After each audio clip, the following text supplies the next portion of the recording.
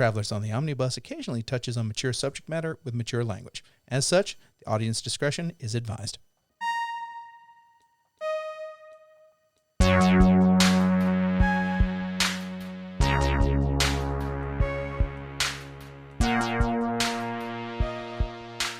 Welcome to Travelers on the Omnibus, the show that is a call to action to return to a yurt-based society. And today we'll be... Hold on, I'm sorry. What? What do you mean the manifesto isn't ready? We planned this. It was supposed to... Seriously? I just made the announcement. Did you not hear? Seriously? Fine. Welcome to Travelers on the Omnibus, a field trip through nerd and pop culture. What are yurks? Yurt. Yurt. What is yurt? No questions. I'm Brady Davis. I'm Jody Kite. I'm Ethan Skinner. I'm James. What is Yurt McCarthy? What is yurt? Look it up. Okay. I'm not going to do that. Look up yurt. I don't want any sort of weird... Facebook! Don't worry about it because we can't do it because the fucking manifesto is not ready. Okay. When will the manifesto be finished? These are important questions. You brought them up. Yurt is an interjection used in the United States in Tennessee. It is a greeting. No, that's not it. Okay. Y-E-R-T? Why don't you look it up on Urban Dictionary? I'm sure they'll be a little bit clearer. I'm going to Jody, what have you been doing? A yurt, or gur, is a portable round tent covered and insulated with skins or felt. Yeah, that's it. That's it 100%. Yurt-based society. Jody, what have you been doing? As a dwelling by several distinct nomadic groups in the steppes and mounds of Inner Asia. You know what's really fun when somebody just steps all over a joke? I really love that. It's really the best thing. I just wanted to know what yurt was. Look it up on your own goddamn time. It is actually a round tent covered and insulated with skins. I literally just said that. I know you just did. What the fuck? So, before I get into what I've been doing, speaking of... I thought you were about to tell us what yurt was again. Nope. You're going to have to figure that one out on your own, Holmes. Okay. I was scrolling through Facebook, and... There's your first mistake. Yep. I like to check for the memes. I've, blocked everything else from Facebook. It's just nothing but memes. That's what Reddit was for. Until they ruined it. Oh, my God. Reddit's mistakes brought us back to Facebook. I've been... I've been assaulted with all kinds of different advertisements for different things that the phone's picked up me saying or someone else has said or whatever. They're trying to sell me my name on a jacket with a fake family crest with a big K on it. I'm like, I'm not walking around with a big K on the back of my... Well, okay, so here's what you do. You do the thing where you get a square inch of land in Scotland Establish titles. And become a lord. Although it's not really a lord, it's a laird. Oh, nice. They're called lairds. You don't really get... And then you can claim a crest. Mm-hmm. So I went over to the Aberville this weekend. One of the things I did was I went by Target and noticed they had the new Ghost CD, which is Phantomime, which is their covers album, right? Yeah, it's mostly covers or all covers. It's all covers, yeah. It's all covers, and it's good. I mean, it's an EP. There's only 8 songs on it, or 6 or something, or whatever. I'm digging it. I'm digging it. Ghost is becoming one of my heavy rotated bands that I've been listening to, thanks to Brady from earlier in the show. You're welcome. We did, thanks. Because me and Metal, we used to be friends, but Metal fucked me over when it got stupid in the 2000s, and so did Metal fuck your girl or something? Yeah, Metal fucked my girl. That's the name of an album. That's the name of a song. What are you talking about? Well, there is a song called "Fuck You" by the band Overkill from the late '80s. It's like '87. I believe it. And it sounded more to me like a Puddle of Mud song. And that's a whole other thing. And it was they're a metal band. I can't help you every night. Free. But it sounded more like a punk song. It was, we don't care what you say, fuck you. That was the whole song, over Nobody's and over listening again. now because of the thing that I just did. They immediately turned this We off. lost all of our viewers. The worst thing done by humankind, not counting the actual atrocities that have been done by humankind, is Oh, the counting the human atrocities. is the puddle of mud covers of Yes. About a Nirvana girl. songs. Yeah. But, hey, that King Kaiju. That's what it sounds like. We're losing listeners. Yeah. Oh no, we've We're gone now to down. 4. Yeah. We are now down to 3. We're not at ludicrous speed. All right, so we're gonna start at a high and end in a low with what I've been doing. So I went and saw the new Spider-Man movie, the yeah. Spider-Verse Nice. movie. Yes, it is as good as anyone has told you. It is pretty awesome. I think one of my favorite characters was Spider-Punk. He was really rad. Yeah. I like Spider-Punk. I liked everything about it. Like the animation was cool. Different versions of Spider-Man or Spider-Woman have different art styles, which I thought was really cool. And if you get to see some of their dimensions, like Gwen Stacy's from that dimension, it's got a very, very pastel, very pretty colors and things like that. And it's very good. I like where they gave it a few years in the canon as well. So in between movies, it's like real time has passed for Miles. So like 2 years in between the first and this movie here. Yeah. And so it's the same for the actual characters as well. And I thought that was a really good choice. I enjoyed it. I don't want to go into any details on it because I think that you need to go in as blind as you can. Of course, there's going to be some nods to some things that have happened in other Spider-Man comic books that you may or may not know, but there's a lot of twists with those. They take a lot of of changes with some of them. 2099 was not 2099 from the comic. Not in the same personality scope. So that was cool. I like them taking chances with that. So that But the Scarlet Spider definitely was from the comics. right. Yeah. Yeah. 100%. 100%. Jay, have you seen the new Spider-Man movie? I have yet? not, no. Gotcha. Also, I love how the movie starts with what seems to be an unassuming bit or gag with a character, and it ends up being a little bit more than that. That was really cool. I enjoyed that. That was probably one of the best payoffs of something like that I've seen ever. And so, I have to plug my own show. So because I have to do research for that show, I have to watch movies, and sometimes they're bad. And sometimes there are movies that I miss just because they came out at a time period where I might have been off on horror because bad things have been coming out. And I'm like, because I'll tell you right now, personal opinion, the late 90s to 2002 are like the worst. I would say up until like 2005 or 6. I would agree with you, with the exception of the Japanese ghost movies. Yeah. Like The Ring came out in like 02 or 03 or something. It might have been but I believe that was 02. The American was in 02. The original one was in 2000. Ringu and Ju-on, The Grudge. And then the American version of those, which were actually pretty good too. But for the most part, I prefer Gore Verbinski's Ring to Ringu. In my I opinion. have to go back and watch both of those back to back because it had been like there was a big gap in between the times when I saw the American versus the Japanese version. So I'd have the horse scene in Ring is one of the most disturbing scenes I've seen in a horror movie ever. I liked the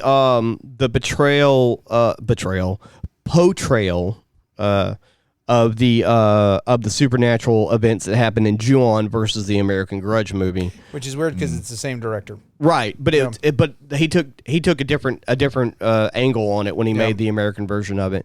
But I like the Japanese version better. But sadly, those are the only two of those that got of those Japanese horror movies around that time that got American versions that people can say like, okay, it's 50-50 as to which one's better. Because don't watch Dark Water. Or you need Pulse, to watch the original. all of those. Pulse they remade the whole movie. Like, I have no idea what was going on with the American Pulse movie. That is one of the worst movies I've ever watched in my entire life. Yeah. Yeah, the Like, Japanese legitimately. movie's way better. Well, the Japanese movie is also a little bit more philosophical, like making exactly. you think about like Exactly. the alienation of people in the Right. world, as opposed to just Christina Milian dying to a washing machine. Yeah. Right. And so Okay, yeah, so Yeah. Okay. Welcome to mid 2000s horror. yeah. Okay, gotcha. It was you picked a good time to be born because right, like you were alive for this. But Remember had no cognizant Soul ability. Survivors? Shut up! Shut up!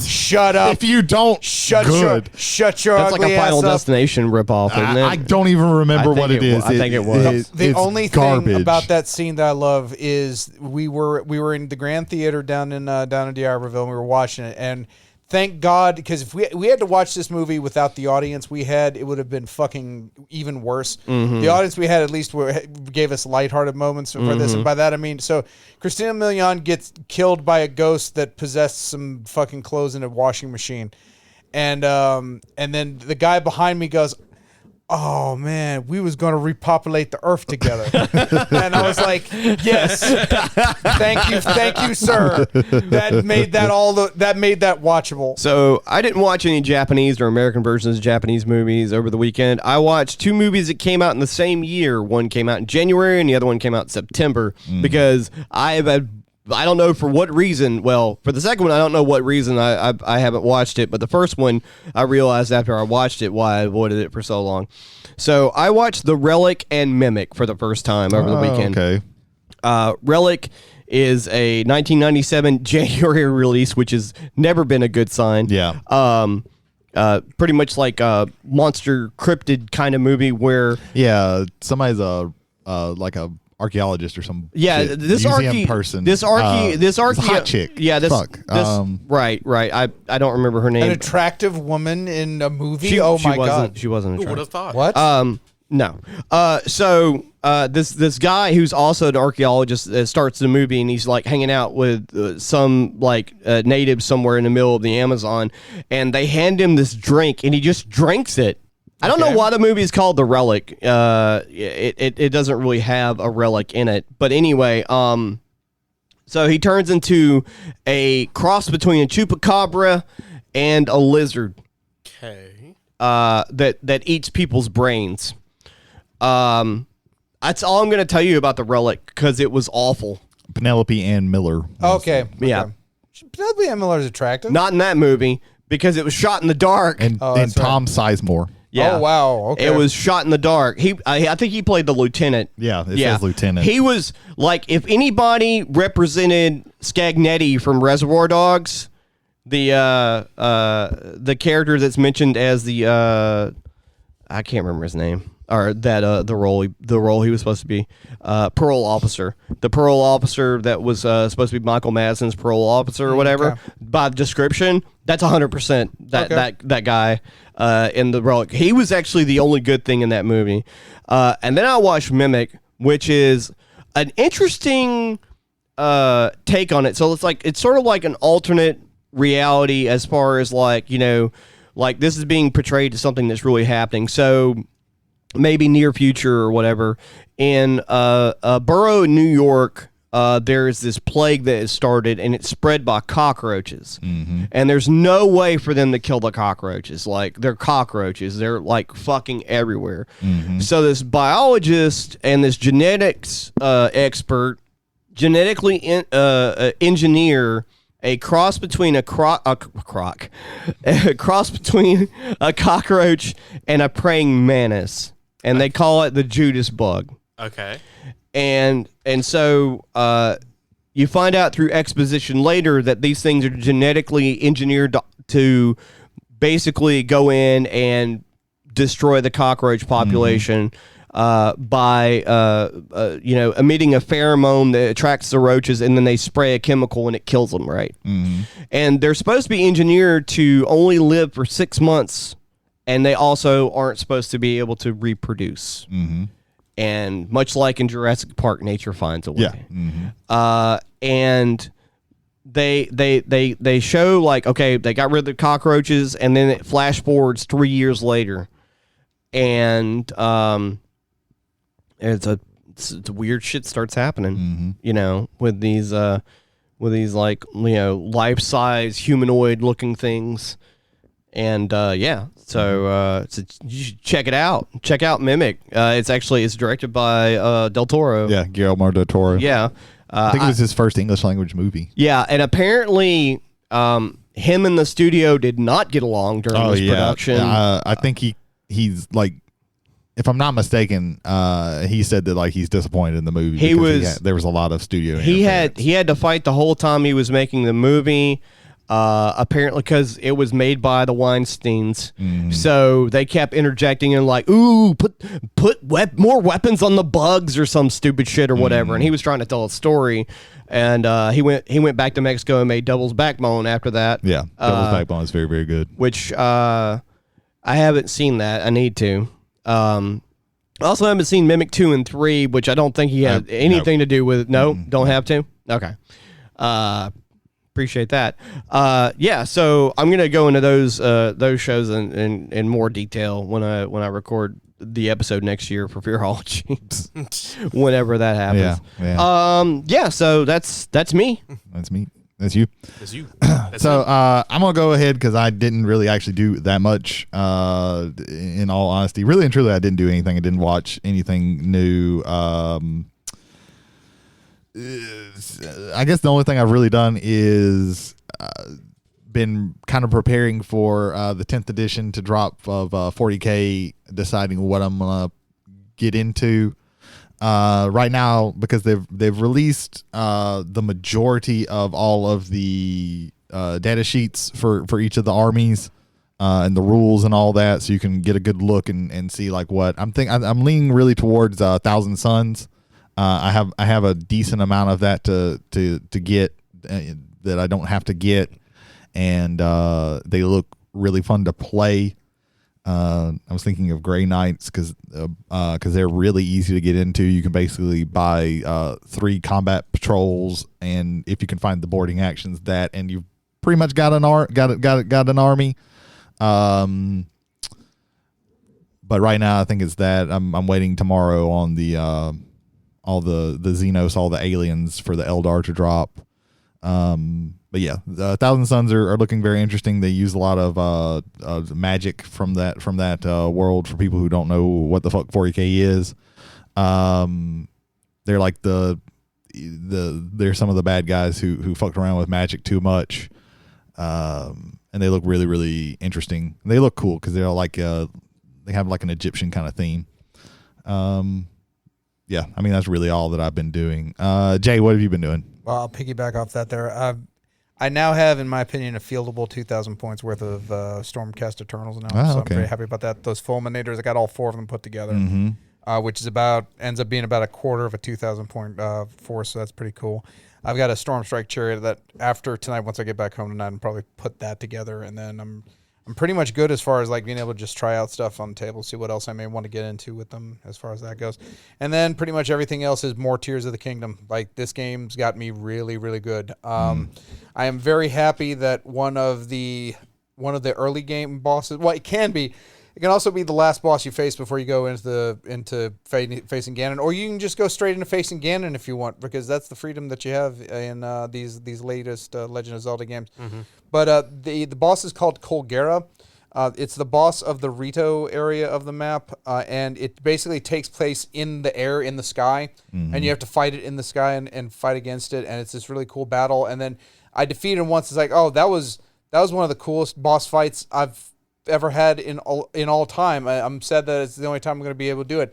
And then if you beat him, you find him in the depths, and so you fight him underground, in the sky underground.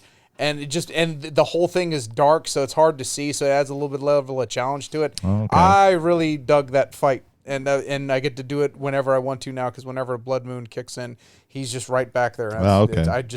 It's so cool. It's so good. It's one of my favorite boss fights of all time, as far as the mechanics behind it. Okay, so it's very good. There was one time I was playing Breath of the Wild, and I just stormed through this Bogoblin section. Yep. Like, I got the treasure out of it and then decided to camp. and then the blood moon comes up. Yeah. And then, I'm surrounded by bogoblins again. Yeah. Yep. Isn't I have that to find my awesome? way out. The first time you go through a blood moon, isn't that fun? It's like, wait a minute, why is the ground bleeding? Yeah. What Yeah. the fuck? I was watching when I was Yeah. watching Jay play the game a few weeks back. He was like, "Ooh, it's about to happen," and like all of a sudden, it was like the first time I shot a blood arrow into the sun with Aurelia's bow from fucking Skyrim, which turns the moon blood red, and vampires and gargoyles start coming out, and the NPCs start freaking the fuck out. So I was watching, and I was like, "Man, this is some cool cinematic shit." He's like, "Yeah, it happens every so often." Yeah. It's just great stuff to happen every once in a while. It again, and I think what really sells that, and I think this is just universal for video games, movies, TV, any kind of thing. If you have any kind of visual media and you add some weird discordant sound to it, it just heightens that so much. Right. That music that they play, which is almost like music in reverse. So it's supposed to be there, but it shouldn't be there the way it is. It just makes you just uncomfortable, and it's just like, so yeah, it's like everything's starting to like bleed red and black from the ground is one thing, but then you add that sound to it, and it's just that perfect mix. I love it. Yeah, you think blood moons are cool now until you have to do the shrine that the only way that you can activate it is during a blood moon. During a So you have to blood keep going to sleep and waking up and going to sleep and waking up and waiting and waiting and waiting. And then you awful. fucking miss it, and then you have to do it again. And then you miss it again, and you have to fucking do it again. That's awful. Yes, it was very frustrating. I fucking hated it. Ew. But you Yeah. don't have to do that shrine to get all 900 Korok seeds. Yeah, I didn't do that shit. I got enough to get a decent amount Yeah. of Yeah. space in my gear. And I didn't. Update. There's 1,000 Korok seeds in Totki. So yeah. Jesus fucking Christ. Yeah. That's a game where I look at it like a JRPG, and the reason why I say that is that it's not a game where you can play it for like 10 hours or whatever, put it down and start playing something else and then go back to it, because you're not going to go back to it. Like it's one of those things where you got to like immerse yourself into it, because once you get the rhythm and the flow of playing a game like that, even though you have a lot of freedoms, you're still the flow of the gameplay, and you disrupt that by starting another game. That's my problem. Yeah. With anything really when it comes to games. Yeah. I do that to myself. I did that with Cyberpunk. I played it for like 10, 15 hours and then started playing something else, and I haven't gone back to it yet. Like that happens to me a lot. Like, I guess I'll dive into that when Jay's finished talking about his stuff. Hey Ethan, what have you been doing? Oh, it's me again. Okay. Yeah. Hey. I tried to sneak it in there and it didn't work. I'm the host this time. Okay. Ethan, what have you been doing? Okay. So last week we were talking about PS2 games, and all three of you were mentioning the Persona games. Mm-hmm. Well, I went on the Switch store, and I saw that they were having a sale, like a flash sale on Persona 5 Royale. So I got it, and holy fuck, am I enjoying the game? Yes. Good. Mhm. I need to start that. I know it's a great game. I need to return to start, because I like got 10 hours into it, and my patience with tutorials lasting longer than that. Like I'm having a blast with it. Like I got very upset because a little bit of a spoiler, I guess, for a game that's been out for quite a few years. It's been out for like 5 years, or it feels like it. Maybe not that long, but it's... Hell, Joker had enough time to be a playable character in Smash. Okay, so it's been out for like 4 or 5 years. It's been out a hot minute. Yeah. The stand that Joker has, Arsene, whenever you start... It's not a stand, it's a persona. Fuck, I was just Yeah, talking with JoJo Bizarre's I was Adventure. talking with Cameron about JoJo, and Stan was in my mind. And so He talks about JoJo's a lot. He does. Joker's persona is Arsene. Mm-hmm. And when you get to the point where you're able to to start fusing personas to make new ones, it is mandatory for you to fuse Arsene like immediately. And so I'm like, no, this cool looking persona, and I want to keep him. But then You can't keep them. You can't keep him. But then I realized, I could just get him back later. Yeah. Hopefully you'll play Shin Megami Tensei 3 Nocturne. Nocturne. Yeah. That one's really good. It's not Persona, but it's Shin Megami Tensei. It's an Atlas RPG. Though. Yeah, that one's instead of like using personas to fight, you like make you like talk to demons and Right. get them. Well, On they're sort of almost in the same universe. in a way. Everything's kind of sort of connected sideways. Yeah, But as soon as you start collecting things that you can have fight with you in Nocturne, don't get attached to them. yeah. You will be constantly ripping up Pokemon and putting them back together again. In Nocturne, I'm just playing surgeon with all these demons. in Nocturne, Dante from Devil May Cry is a hidden boss, and he is Ooh. incredibly hard. He's stupid. Ooh. He's Okay. so stupid. Every in the Atlas, they have a hidden boss. Most of the time in the Persona, it's the chick in the Velvet Room. Mm-hmm. Have you been to the Velvet Room? Yes. However, it's not a chick. It's a little like There's gremlin Igor. goblin. Yeah, There's always Igor, Yeah. and then there's usually he has an assistant. Yeah, the two like wardens. Yes. Mhm. Yeah. Justine and they're Caroline. probably, because that's usually how it is with the Persona games, at least from 3 on. They are hidden bosses, and they are usually like super hard. Yeah. Like sometimes you can't even fight them until you beat the game, and then are going through like New Game Plus. Gotcha. So yeah, and the Velvet Room is always different. Like I think in 3 it's an elevator. It is. In 4 it's a car. You're inside a car. I haven't played 4. 5 is like a dungeon Yeah. area with like prison cells. Yeah, it's different in every single one Yeah. of them. And I think 3 is when that started. A lot of the trends, some of the trends started with the first Persona, but some of them Yeah, started with the because later. the first one, I don't know if the PSP version of it was different than the original PS1 version, but it was like first person when you were going Yeah. through It was first. Like that's how the early Shin Megami Tensei games were, where they were first person, and then you went through, Yeah. like, because you go, okay, I'm going to go left, and then you turn and go left, and Right. then when you fought something, then I think it still was in the Persona game, it went to a separate place. It went to a different aspect.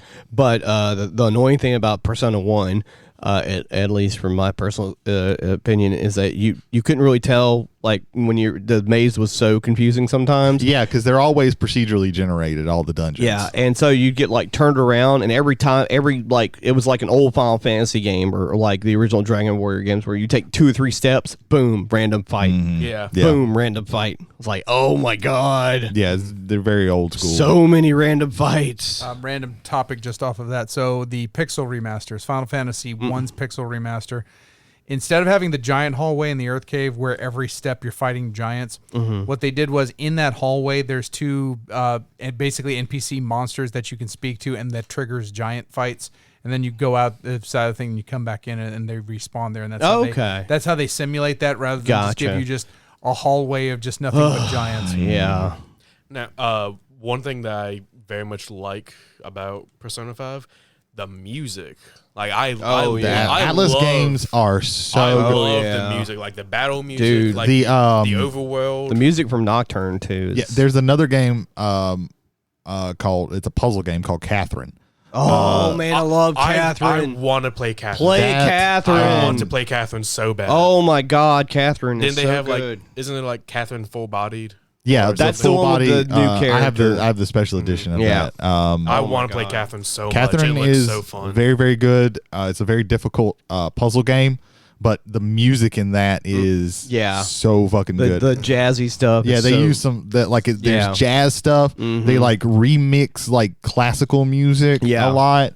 I have this like the special editions because I have the special editions for both versions of Right. Catherine because I got it when it originally came out on the PlayStation 3. And they both have the soundtracks, and they are so good. Atlas is very, very good with music. Let me explain to you real quick what Catherine is for the audience and also for Ethan, just in case you haven't played it and you want to play it and you're thrown off by how the game actually works. During the daytime, you're in a bar and you're doing the social things that you would do in some of the Persona games where you talk to people. Yeah. And how you react to people in those conversations is it can affect things that happen later on. And at nighttime, your character, I can't remember his name for some reason. I can't remember But either. you go to sleep, and when you're dreaming, that's when the puzzle part of the game is. Yeah. All of his stress and worries and mistakes and problems arise in physical form, and you have to do this awesome ass fucking puzzle that's challenging but also very fun. Like I watched some people play it on YouTube when it first came out. It looked so fun. It is fun. It is actually a short game. I think it's Yeah. like 20 hours or less, It's depending less on than that. yeah.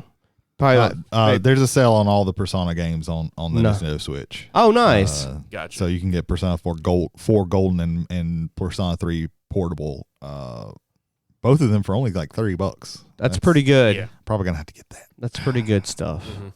Yeah, I'm having a lot of fun with it. Nice. Can't wait to continue playing it. And I have an update. Okay. Wait, update sound. That's an update. Yeah, sound. that's That's pretty perfect. appropriate. Gotcha. That's pretty appropriate. So many episodes back, we talked about how we had a secret person who left me a book. Oh yes. Oh yes, Yes. this is the finale. It is still creepy. Uh-huh. Yeah. I love you, Ethan. Yes. Uh-huh. We had no idea who. We thought our friend Winter might have been, but she had no idea Yeah. what we were talking about. Well, today secrets have been revealed, There we yeah, go. yeah. and it's been the God Emperor of Gaming, Cameron Spanier. Spanier, Yeah. this Yeah. entire time. Yes. Mm-hmm. Yeah. Me and him, we were talking at the front desk at McNub Gaming, and he just like, oh yeah, Ethan, have this, and he proceeds to give me a book titled Night, Ethan. He's like, I didn't want to put time into doing anything with it. There you go. Yeah. Late- just- late- That was Laziness like ends up months winning. ago, right? Yes. Yeah. He got it, forgot about it, and then me and him were chilling, and like, oh, hey, by the way, here's this. yeah. Yeah. Right. Yeah. There you go. And then we were also informed by Cameron that Jay's known the whole Yeah, I know time. the whole time. Yeah. Double agent. Bastard. I'm a secret agent. Yeah. Yeah. Master of subterfuge. Secret agent man. So yeah, that chapter of my life has been closed, Okay, that's good. That's Yeah. good. and that's pretty much it. It would have Yeah, been okay. it would have been great So- if Cameron would have been able to do what he said he was going to do, and that was put it in your He was vehicle. planning on Yeah. hiding in my car. That would have Yeah. been even better. Yeah. That would have been. We were trying. Like I was gonna ridiculous. ask you. So here's what I'll do. Hey, Ethan, can I go into your car real quick? And then it was like, okay, cool. And but it was too obvious then. Right. So it was trying to find subtle ways Yeah. to get your keys in order to Yeah. be able to do that. Oh no! Ever since I had my watch stolen out of my Yeah, that car. was, and that's okay, bro. And because of that, I had nothing to do with your watch Yeah. being stolen, Yeah, no. or any of the other evil things that were going on in Yeah, your no, life. I had nothing to do with those things. Ever since my watch has been got stolen out of my car, I've always made sure that my doors were locked. Yeah. So That's still shitty. Like, because it wasn't just your car too. Wasn't Like, it just it like was- a it rash was- of shit going down the it street? was my car that got ransacked, my Jeep that got ransacked when I still had it. My neighbor across the street, his window got smashed. That's and fucked my up. neighbor right beside me, his daughter's car got looked through, and a lot of her pocket change got taken. Dude, That's that crazy. reminds me of this insane thing I saw at work today, right? Okay. So I'm about to get in my car and make a delivery, and like I hear this noise. It's really fucking loud, and I look over, and there's this guy, and this is a nice car. This is like a fucking Fast and Furious Jaguar 5000 or whatever the fuck it's called. Dodge Charger. A nice ass car. A nice ass car. Was the Lego Technic Fast and Furious Dodge Charger? That's what it was. Okay. But it was silver. It was really cool looking. But it was running, and there was a guy on the outside of the car with a crowbar, and he was hitting the window in the back window. Yeah. Over and over again. And these cars have some pretty fucking high tensile glass in them. Yeah. Because it was not doing it. It was lightly scratched. Damn. And he's going ham, and it sounds like someone's taking a hammer and just going fucking ape shit on pots and pans. It's so loud. And this lady comes out of the insurance building that's like right next to my work, and she's like, "What's going on?" For a second, I thought you were going to say, "Can I help you?" Yeah. It's a car insurance place. She's like, "What's going on?" Without missing the beat, this guy goes, "I locked my keys in the car. The car's running." And she's like, don't you have AAA? And he goes, I don't have time for them to show up. I have to be at work in 15 minutes. So his plan, my dude, They'll understand. my dude, they also have locksmiths that can come out and fucking pop your lock on your Pop-A-Lock. car. Yeah. Yeah.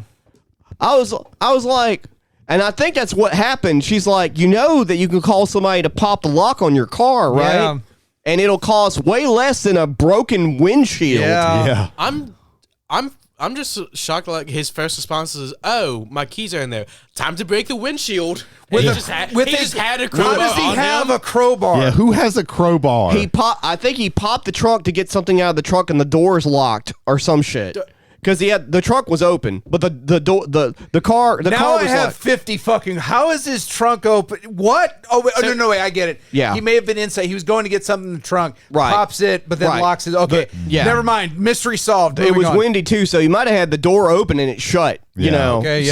So Gotcha. yeah, that's highly unfortunate. Yeah. That's crazy. That's crazy. Fuck. I was like, that's a very expensive car. I was like, has this dude on some drugs and trying to get into this car? Because he was trying real hard.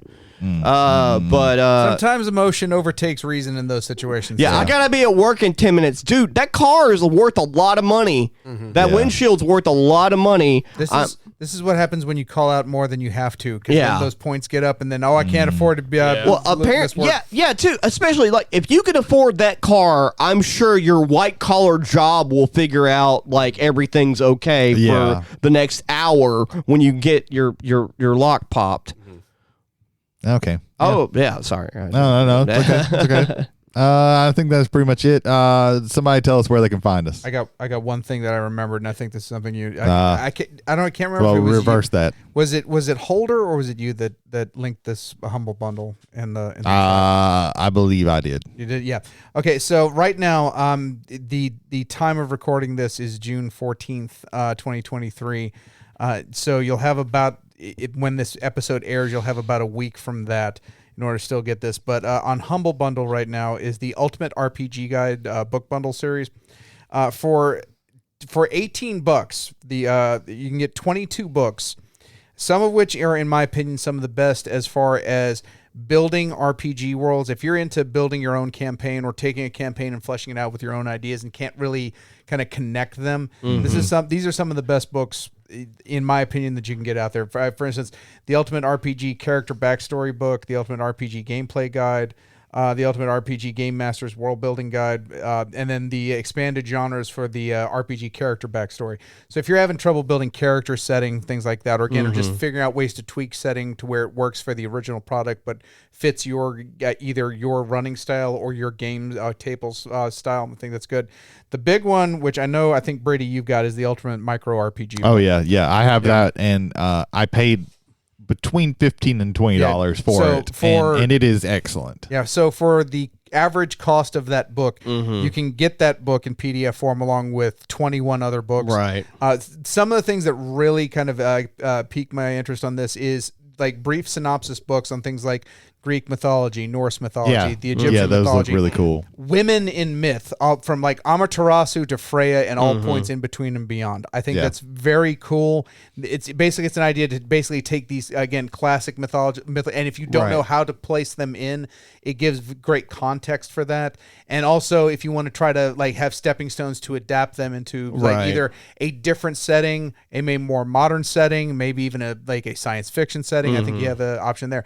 In addition, they like things on mermaids, fairies, and fair folk. I really, as soon as that got posted, I'd resolved to get that because I'd always been looking at the micro RPG book, and I was always looking at the character backstory book. A friend of the show, John Sheldon, actually has that. Oh yeah, I think he showed me that. Yeah, before. and it's really helped him kind of flesh some stuff out. There's also 2 books about drinks and fantasy foods called I think it's called the Dungeon Meister, the Dungeon Meister's Drink Master's Guide, and Dungeon Master's like actual cookbook. So if you like foods and drinks, very good thing too. And just those ideas again, it's more fleshing out for a setting, which I think is very impressive. But I highly recommend this bundle. There'll be about a week left before you can get that bundle out there. If you ever see these books in the wild and they're on sale, or they're for you, they're very reasonably priced to say go out out there and get them.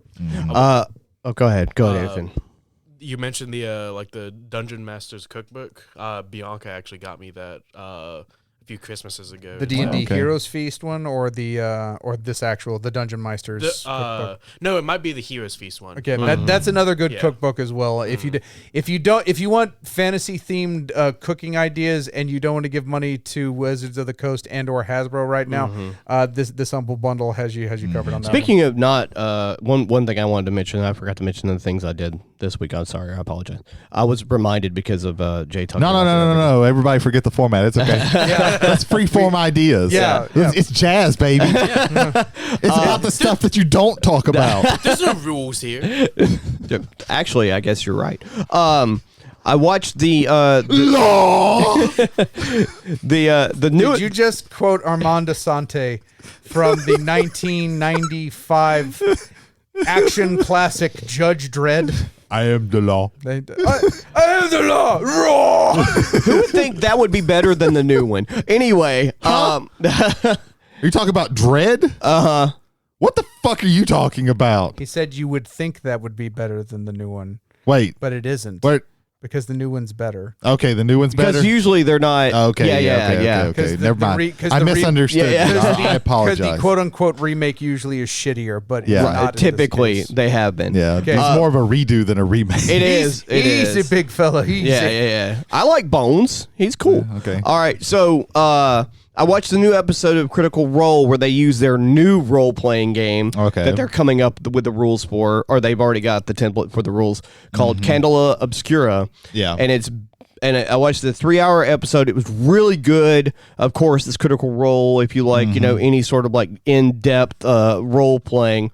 Also, they did something on this episode you don't see them do very often, and that is Ashley said "fuck" a lot on fucking YouTube. There was a lot of swearing because they're in the 20s. They're in an alternate world, but it's the 1920s. Okay. And if I could give you a short form explanation of what it is, it's like imagine like an alternate 1920s steampunk in a way, with mythos in it, with Cthulhu mythos, but it's not Cthulhu mythos, but it's kind of in that supernatural vein, but with a little bit of that weird eldritch stuff going on. Yeah. But it's only the first episode, so there's no telling what it actually is, but that's the vibe I got off of it. Okay. And it was really cool to watch. Like, I don't watch a lot of people play RPGs. I just don't have time for it. But every once in a while I'll watch an episode or two of Critical Role, but I haven't watched a whole season of their shit or anything like that, because there's like a billion episodes and they're all like 4 hours that's long. one of the reasons like I haven't ever watched. I know what Critical Role is and I don't have any problems with it. I just don't ever I guarantee you watch it. this is going to be I have more too much shit on YouTube to watch anyway. This new show that they're doing is probably going to be more shorter form than 100 plus episodes, because their last season was way shorter than the season beforehand, and the same thing for the season before that. So yeah, cool. Travelers on the Omnibus at gmail.com, 2 L's. Cool. Saga. 1 L. This way they can actually get in touch with us. There you go. 1 Instead L. of like the porn site where we stole our show name from. Oh. That's not the truth, but Okay. there you go. About to say, Travelers I haven't heard of that one. Travelers on the Omnibus at gmail.com. 1 L in Travelers. Yes. Saga. Spotify, Apple, Google, Amazon. There you go. We're also on those platforms as well. Yes. We're sponsor our polls on Spotify. Yes. Oh, that's Yes, my line, motherfucker. No. No Sponsor, rules. no, sponsor Yeah. them. Give us money to put polls up. Be great. Oh yeah, we're jazzing it up. So yeah, I'm rereading some stuff for City of Mist to prepare for. Hell yeah. Eventually, Yes. we're going to Great. be doing a play through of that. Yes. At one of these Wednesdays, we're not going to watch wrestling, and we're going to actually play like Cypher? Cypher. And then eventually Mage, and then eventually Yeah, City of yeah, Mist. right. Because that was the tentative Yeah, outline we keep have in the saying friend that. group. Yeah. But then they show an Orange Cassidy match, and then we're reminded that wrestling's good. Yeah. And then after that, we have to sit through some other garbage. Well, they get to where they're close. They keep tripping at the finish line with a lot of these matches and storylines. Sometimes just the Bucks gears enough to get a chuckle out of me. That was they were Cowboys So today. funny. Yeah. They were rhinestone Cowboys. Yeah. No. Yeah. Yeah. All right. Well, I think that's about it for because we don't have any feedback, do we? No feedback this week. Yeah, No yeah. feedback. I didn't want anybody to like be listening to. Well, they didn't talk about feedback. How could I forget this feedback? So I wanted to mention that. I think that's about it. So All right. we're going to be getting into our main topic, and we're going to start our main topic. And no, your ears are not deceiving you. We are doing a chalkboard, and no, I am not Ethan. We're shaking things up. Jazz, baby. Freeform. Yeah, Freeform. And all that. I don't know any jazz we're terms. And all moving- that jazz. Yeah. We're moving an octave. No, Collegio. that's Chicago. We're not there yet. Yeah. That's this weekend. So tonight's, whenever the hell you're listening to this, Evening's. we're going to be talking about the top 5 fights in movies and TV. When I was the one who came up with this one, I really should have just had it in movies because it made it so much fucking harder. But yeah, it's the top 5 fights in movies and TV. And I believe we're going to start with Jay, since he is the one writing everything down. Oh, yes. Just to make it easier. Thank you very much. I appreciate making my life easier on this one. Okay, so for me, all these are kind of personal. My number 5 is the most personal, where I do not feel this would be on anyone's top 5 list aside from mine, and it is from the Return of the Jedi. It is the lightsaber scene between Luke and Darth Vader. A lot of weight behind 3 movies worth of weight behind that one, and there's not a lot of choreography because this was the point in time in the Star Wars films where lightsabers were as heavy as Excalibur. They were like 200 pounds according to, so they have to be like, it has to be like grand Teutonic motions on Yeah. that. So my number 5, however, is Luke versus v. Vader. Vader in Return of the Jedi. Yeah. That's a good one. Yeah, that was on my short list. That was one of the main Star Wars ones that I Number thought of. Yeah. 4, I think, is the first one that I think has a possibility on being more than one list. It was, I believe, 1986. It was the height of the powers of one John Carpenter, and this is one of the few fight scenes that a professional wrestler actually gets to choreograph, ladies and gentlemen. It is the longest street fight scene you'll ever see. Yeah. It is uncomfortable, but it is so watchable. Yeah. It is the fight scene between Keith David and of course Roddy Piper, God rest your soul, from They Live. They Yeah. Live. Yeah. Short list. The They Live street fight is Yeah, is you just have to put amazing. They Live. We know what the fuck that is. There you go. Yeah. Number a good one. 3 is my last one-on-one fight from my list, but it is an impressive one, and I think it is the most influential for this type of like one-on-one fight, particularly if you have in martial art films, and it doesn't involve Bruce Lee or Jackie Chan. It involves a man from Brussels, Jean-Claude Van Damme and Bolo Young from Bloodsport, the final match in Bloodsport. The cinematography in this is the slow motion, everything in this is just amazing. If you're only going to watch one Van Damme movie, that is... Time Cop. Yeah, you watch Time Cop. Yeah, but then after that, watch Bloodsport. No, and watch Bloodsport, one about, of, at least in my opinion, the greatest fight scenes of all time. Famous karate liar Now, Frank Dukes. I mentioned with 4, this one, number 4 might be a crossover. If this fight scene is not on anybody else's list, particularly one person in particular, it doesn't have to be number 1, it just has to be on the list. If it's not on there, this whole list is bullshit. We've reviewed the movie before on the podcast. We have nothing but glowing respect for this movie.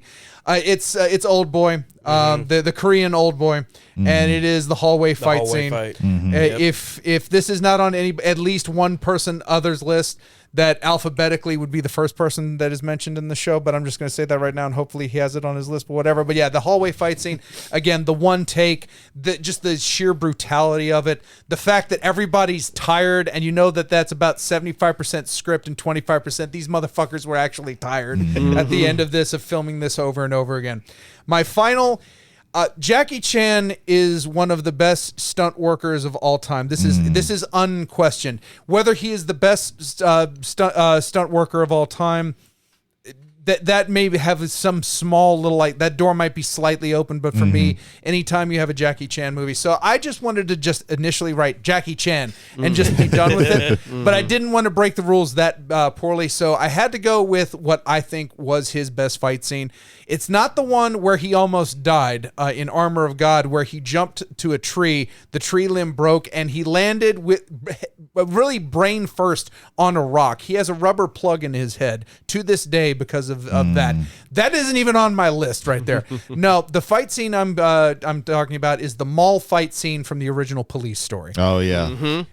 Oh my God. First of Yeah. all, a mall. So because you have different department stores, you have individual mini settings where all of these can go on. Bats get involved. Escalators are everywhere. And then what to me is the pinnacle of stunt work.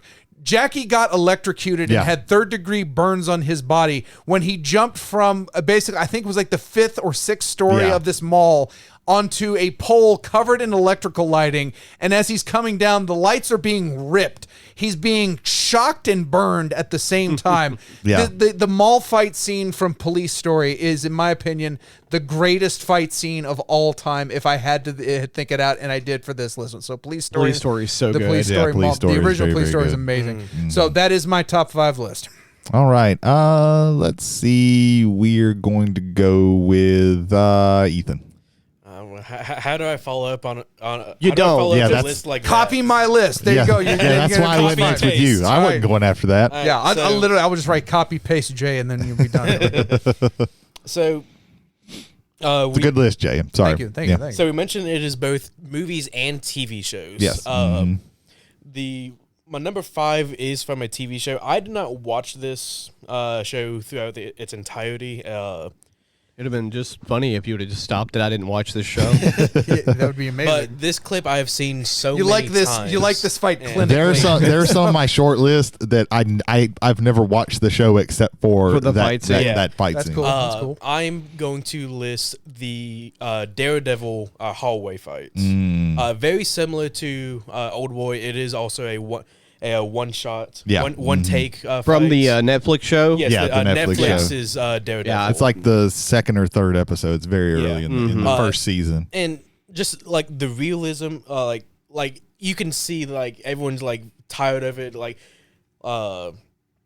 even if they're acting like they're tired, it's showing that like, hey, what they're doing it in one take. They have to be tired. They can't make any mistakes with this.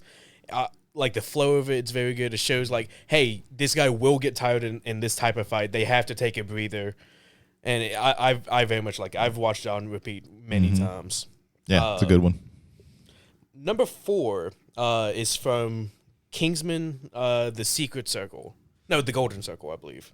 Oh, okay. It is the Eggsy and Harry versus Whiskey fights in the diner. Oh, okay. Like the choreography with all of it, like this shot where Eggsy is like jumping through Whiskey's lasso, the camera roll whenever Eggsy like tumbles over the bar, and just like the hand fist fight between Whiskey and Harry is like, oh, I love it. Like, and there's many other fights in that movie specifically, like Eggsy in the car chase fight, like where like he's thrown out of the car and he's like skidding across the road on the actual door.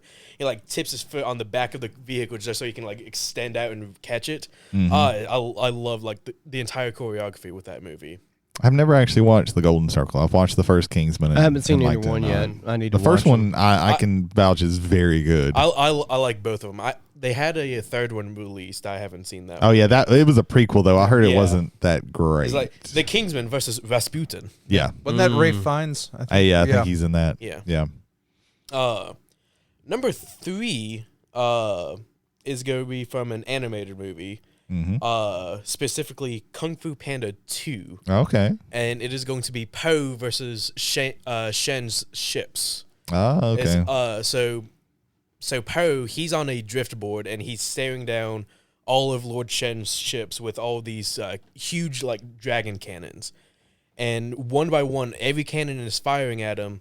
And Poe's literally like catching him and throwing him back. It's like return to sender. And it all culminates to like Poe catching like the huge cannonball. He's spinning and he like chucks it back at the dragon cannon and it explodes in Shen's face. Oh. Young me really loved it. Correction, I really loved this fight. No, young you still applies. Yes. God dang it. Yeah. I've never watched. I need to watch the other two Kung Fu Pandas. Yeah, I've only seen watched the first one. I've only seen and the it's first good. one. And I just never got around to watching the other two. I believe the second one is better than the first one. I've actually heard that. I've heard the third one is just okay, but It's like the eh. first, but like the second one I've heard is really good. Yes. I just have never gotten around to watching it, but I've heard good things about it. On top of all the, I've heard Shen is like a really good villain. I love Shen. Like Shen is just maniacal and evil just because he wants to be. Oh, okay. The That's the best kind of villain. best thing I like about Kung Fu Panda has nothing to do about any of the movies. The year after Kung Fu Panda was released at the Oscars, it was Jennifer Aniston and Jack Black, and they were presenting for Best Animated Movie. And Kung Fu Panda's on there. And he goes, and so Jennifer asked him, "Say, how what do you feel about being an animated movie?" "No, it's great. It's where I make all of my money. You see, I take money from DreamWorks and they bet all of them on Pixar to win the Oscar." and then I think I can't remember which Pixar movie was that, but they won that year. And he goes, "Yes!" I love Jack Black. Jack Black is just great. amazing. Jack Black understands all of the assignments. Yes, exactly, absolutely. He gets extra credit on that one, actually. Number 2, as Jay has mentioned before, I also hope that it shows up on one other person's list. It is Old Boy. It is Old Boy. It's the hallway fight scene. Like, it's so good. Like, I'm very happy Brady had me watch it. I'm so glad for it. I'm glad Brady held me at gunpoint. Yeah. Had me watch this movie that was actually fantastic. Forget all the Alabama influences. Spoilers, they might not have watched that. We did a whole review of it, so They don't listen to every episode. Go back probably. to our spoiler-filled review. Yeah. Of Yeah. Old Boy. yes. Now for the number 1. So we're gonna take a little bit of a flashback, okay? Okay. So With you, this can't go back that far. So. Yeah. So 10 minutes ago, okay. during my list, So imagine you grew up in Philadelphia, okay? Okay. I'm imagining it. Imagine you I'm grew up in imagining it. Philadelphia. right? Yeah. Pennsylvania. Philadelphia, Pennsylvania. Philadelphia. Old school Philly. Okay. Old school Philly. Yes. Okay. Motown Philly, back again. All right. You are aspiring to become Cheesesteaks. Okay, I've got it. Yeah, I've got yes. it. Yeah. You're aspiring to become the world's greatest boxer, okay? Mhm. Yeah. You're Or boxing. or just a paid boxer. Yeah, Or really. just Yeah. You want to box for Yeah. a living. Yes. And you eventually win the championship. I You have turtles. You have a Yes. nice life. You have a robotic butler, and then you hear that there's a boxer from Russia, and he wants to challenge you, and you, he doesn't fight you initially. He fights your best friend, and somehow Murders him. and he murders your best friend. So now you have to get back at him. And somehow this also includes the ending of the Cold War. Yeah. I'm talking about Rocky Balboa versus Ivan Drago. Yes. That is the longest roundaboutest way to get to a Rocky IV description I've ever had. So a fun fact about this fight is that Stallone told Dolph Lundgren. Dolph Lundgren to, hey, really hit me. Yeah, And I've heard that. And he gave him a heart murmur, and they had to stop. God. He hit him in the chest Yeah. and almost killed him, and they had Yeah. he had to go to the hospital, and they had to stop production for several weeks Yeah. while he my recovered. God. But I grew up watching the Rocky movies with my father. I've probably seen Rocky IV the most out of all of the movies. It is the most 80s movies. It's the most sensationalized of the Rocky movies. But this fight, I absolutely love it. Like, to me, nothing can. Yeah, it top won the that. Cold War. How could you Yeah, not love that? he single-handedly stops the Cold War. Yeah, he turns Russia capitalist just in that fight, and Was a it- really shitty speech afterwards. Who was the YouTuber that did the Willem? Yeah, it's a Patrick H. Willem. He did like mathematically that Rocky most IV is the 80s most movie. 80s movie. Yes. Yeah. Like he did different spectra and gave him like 1 to 5 Well, there's and two everything. separate montage. There's him driving in his car after Apollo dies Yeah. montage. Right, And right. then there's the Hearts on Fire training montage, which ends on the top of the Himalayas, Yeah. which aren't in Russia, Yeah. but just whatever. He runs to the top of Mount Everest. Yeah. That's not possible, but Rocky does it. Yeah. Well, he had the American spirit behind him. Yeah. Yeah. He had the Pair of America. On fire. Yeah, just great. Yeah. But that's my list. There you Okay. go. Good list. Good Nice. list. That's Good list. Nice. We're gonna go Jody. Okay. All right. Let's bring up my old notes here. All right. So, don't believe there's going to be any crossover from my list. Oh, interesting. Okay. Yeah. So, Statistically, you will have some on my short list. probably. Your Probably. short list is 500 things. Yeah. Now- I could have done like so many tops. Granted, pre-show, sometimes for these lists, I will write things down before the show's recorded. However, I have been thinking about it for a little bit. Okay. Which is why, like, 4 out of 5 I wrote in like less than 5 minutes. It's not that I Okay. didn't put any thought into it; Okay. it's just Okay. already had them in my. I wasn't in my- going to say that you had just come up with this Oh, list. no, but, no, but no. you're Like the one 10 who did minutes that. before recording. No. This one ad. Yeah. So number 5 is it's part of a franchise. Mm-hmm. It's a beloved franchise to me and to maybe a handful of others. And it's Ash versus Ash from the Army of Darkness. Okay. Right. There's 2 instances of Ash versus Ash in the Army of Darkness. There is the first instance where he fights himself in the windmill, and then the comedy ensues with Three Stooge gags or whatever. Yeah. And then there's the fight that happens near the end of the movie where it's Ash versus Evil Ash. And that's the fight I'm referring to. Ash v. Ash 2. Ash v. Ash 2. It's your goody little two shoes, Ash. Yeah, I love that fight so much. It's just wacky and goofy. And speaking of wacky and goofy, we're going to move on to another franchise. It's actually part of 2 franchises merged together 10 years too late. And that's Freddy versus Jason. As soon as you said that, I was just like, I'm going to start this F and he's gonna- Jesus. And Yep. it's the last fight there. which It I is think was fight 3. fight 3 in the movie. There's like so many Freddy versus Jason fights. Which is what if you don't have multiple of those in that movie specifically, yeah. Yeah. There's a moment during that second fight where like you could just tell if Jason could have expression behind the mask. He's like, Yeah. you know. And I know I'm shotgunning these, but we're gonna get to the ones where I explain a little bit more. This one's a little bit more recent, and it's the scene where Godzilla and King Kong are fighting in the latest. Okay. Is that in the on the ships or in Tokyo? In Tokyo. In Tokyo. The Tokyo fight. That was so amazingly done. That was 2021. I believe so. Yeah. I believe so. Yeah. 2021. I don't know. It's King 21 Kong versus sounds Godzilla. right. Yeah. We know it's not the one from the 60s. Right. Yeah. Right. Yeah. Two Well, guys in and that was suits. technically just Kong. Yeah. Yeah. No, he was King Kong. I'm Yeah. sorry. Yeah. And then we move on to number 2. I lied. There is crossover. They Live is number 2 on my list. If this one didn't appear on your list, Yeah. I just That movie is just cool altogether, just super cool because of Roddy Piper, and then that fight scene happens, and you're like, whoa, and then like you have to like spend the rest of the movie recovering from how cool that fight scene was. I like the blending. If we want to talk about the scoring, I love the blending between that like Mexican South United States guitar twang Right. with his usual synthesizer work. Yeah. I think both Right. both of those appearing separately and then kind of merging together. There's a lot about They Live that I don't think gets enough respect for. And Oh, then, yeah. and then I'll tell you something else too, real quick, as a John Carpenter side note.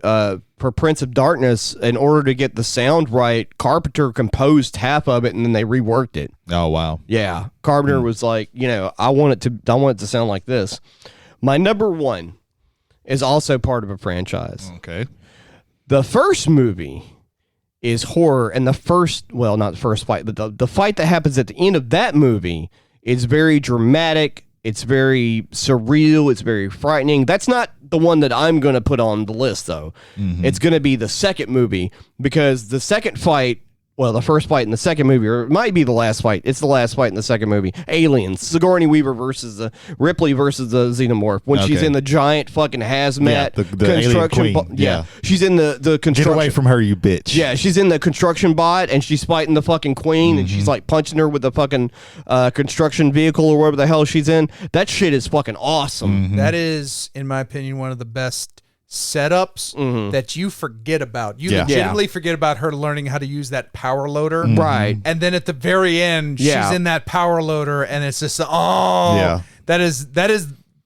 If we ever do a top 5 Chekhov's gun, that might be number 1 for me. Yeah, that's a good Because one. it's just it's set up and buried, and then they just dig that out immediately. I don't know. The two fingers missing from the barbarians is pretty good. Yeah. So. That's number 2. I'm sorry. The power loader is still number 1. That's a good one. There we go. All right. So, just a little preface, like, this was kind of a fucking hard list for me to actually I can narrow see that down. full sheet of paper that you have. I there, wrote yes. down a lot. I probably could have done a top 50 of these, and probably would have still like Tune really in hemmed and for hawed. the first episode of Brady versus the World, top 50 I fight have scenes no of idea all what you're time. talking about. Yeah, there you go. Like, I'm leaving so much off, but so, starting out with a TV one. So let me set the scene for you. We're in Deadwood, South Dakota, I think. Mm-hmm. Yeah, South Dakota. It's at least the Dakota territory. And George Hurst has come into town, and he is taking things over, and he's starting shit here and there with Al Swearingen and all the other people of the town. He's just trying to slowly take things over. He's already controlled most of the mines in the area, except for one, and he wants that too. So Hurst has this bodyguard with him, the captain. It's a big burly man, man of few words and doesn't talk shit. Earlier in this season, he has cut out Al Swearingen's ring finger off, and doesn't talk any, like, if people say anything about Hurst in front of his face, he fucking tells them, hey, I'm gonna fuck you up. Shut up. He issues a challenge to up until this point. Swearingen has had his right hand man has been Dan Doherty, who is also a big burly man who don't take shit off of anybody. And up until now, he's been a pretty tough son of a bitch. But now the captain issues a challenge to Dan, and they meet in the nasty ass thoroughfare full of mud and piss and shit and blood. And they fight it out, and it is so Dan Doherty versus the captain from Deadwood. This is one of the most brutal fights that you will ever see. This is a hoss fight. This is two big sons of bitches fighting each other in the mud, using every dirty, nasty trick that they can. It is so fucking brutal, and so, like, because you've seen Dan for 3 seasons, and you're like, okay, this is a tough son of a bitch. Like, he can take people. And you see this other guy who ostensibly you think, oh shit, can Dan take this guy? It's a really fucking good fight. If you haven't watched it, I would definitely say watch this. So that's number 5. Number 4. So I was trying to figure out a martial arts movie that I could put on here. I really want a classic martial arts movie, but I ended up going with something that's a little bit more modern. A little movie called Kung Fu Hustle. So at the very end of this, the main character Singh has been talking about I'm going to be a martial arts master, and he ends up getting the fuck beat out of him by this dude called the Beast. And the Beast, they let him out of prison, and he actually walks out because he decided, okay, there's some people who are worthy challengers. Like, he just has been sitting there. The Beast beats the ever living shit out of him and breaks all the bones in his body, and somehow that opens up his chakras to make him a martial arts savant. And the Beast has also taken over the Axe Gang, which is coming to this apartment complex area to finally destroy it once and for all. The landlord and the landlady, they've been laid low by the Beast. They can't take him on, and Singh comes out dressed all in white, and he takes on like 40 motherfuckers and the Beast. And he is like, so if you haven't watched Kung Fu Hustle, it is like basically a Looney Tunes martial arts movie. Stephen Chow. I need to see it. It is so fucking good. And Shaolin Soccer. You need to watch I haven't that one. watched Shaolin. And God of Gamblers. I haven't watched either God one of of those. Gamblers yet. But this is so fucking good. He is roundhouse kicking people and they are flying away and it's making pinball noises.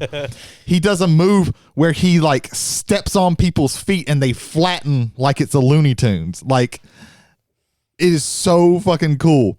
And so he beats up all of the fucking Axe gang, and then the Beast comes out and he's whooping the Beast's ass, and the Beast breaks out a frog technique where he bends down and like his throat pops out and he shoots himself at at Singh, and then Singh pulls out the fucking Buddha's palm, which is a Chekhov's gun, and fucking like, it's just so cool, and it's so like outrageous. It is one of them. It like takes those old, the whole movie really takes these old like martial arts movies and just like kind of modernizes it a little bit, adds comedy to it, kind of like Jackie Chan used to do, and then it fucking ramps it up to 11.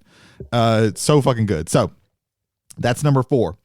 Number 3, I kicked myself because I wasn't thinking of this when I was thinking of another Genndy Tartakovsky show and fight until our friend of the pod, Jason Holder, reminded me of this. So most people, when they think of Star Wars: The Clone Wars, they think of the more modern show that is computer animated. Nothing against that, but Rebels, I believe. Well, it became, the next one was Rebels, which was basically a sequel to that. Yeah. But all of those are made by the same Dave Filoni, I think. Yeah, Dave Filoni. Nothing against those, but in between episode 2 and episode 3, there was Genndy Tartakovsky, the same guy who did Samurai Jack, made a Clone Wars show, and it was a micro show. Like, each episode was like 2 minutes. Yep. And in season 2, episode 20, we get our first look at Grievous. Yep. And how do we get a look at Grievous? Now, you may have watched Grievous in the movies and in the other Clone Wars show, and you're like, oh, Grievous he's a chump, he's a piece of shit. No, Grievous at first was a badass, because how do we see Grievous? We see Grievous take on like 6 Jedi and whoop their ass. Dude doesn't have any force powers himself. He just has fear, and he has a cybernetic body. Dude pulls out 2 lightsabers, starts fighting.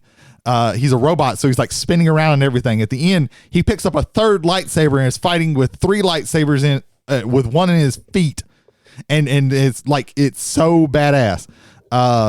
Like, this is a beautiful buildup of tension, because he's cornered the Jedi in these ruins, and he stops all the robots that under his command, and is fighting them and everything.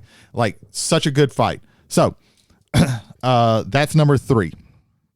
Number 2, this is so number 2 is the final fight of Neo and Agent Smith from the first Matrix.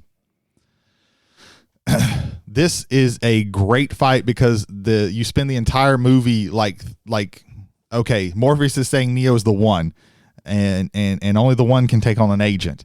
And then there's Neo the one, and he finally says, okay, I'm not running, I'm going to stand up to Agent Smith.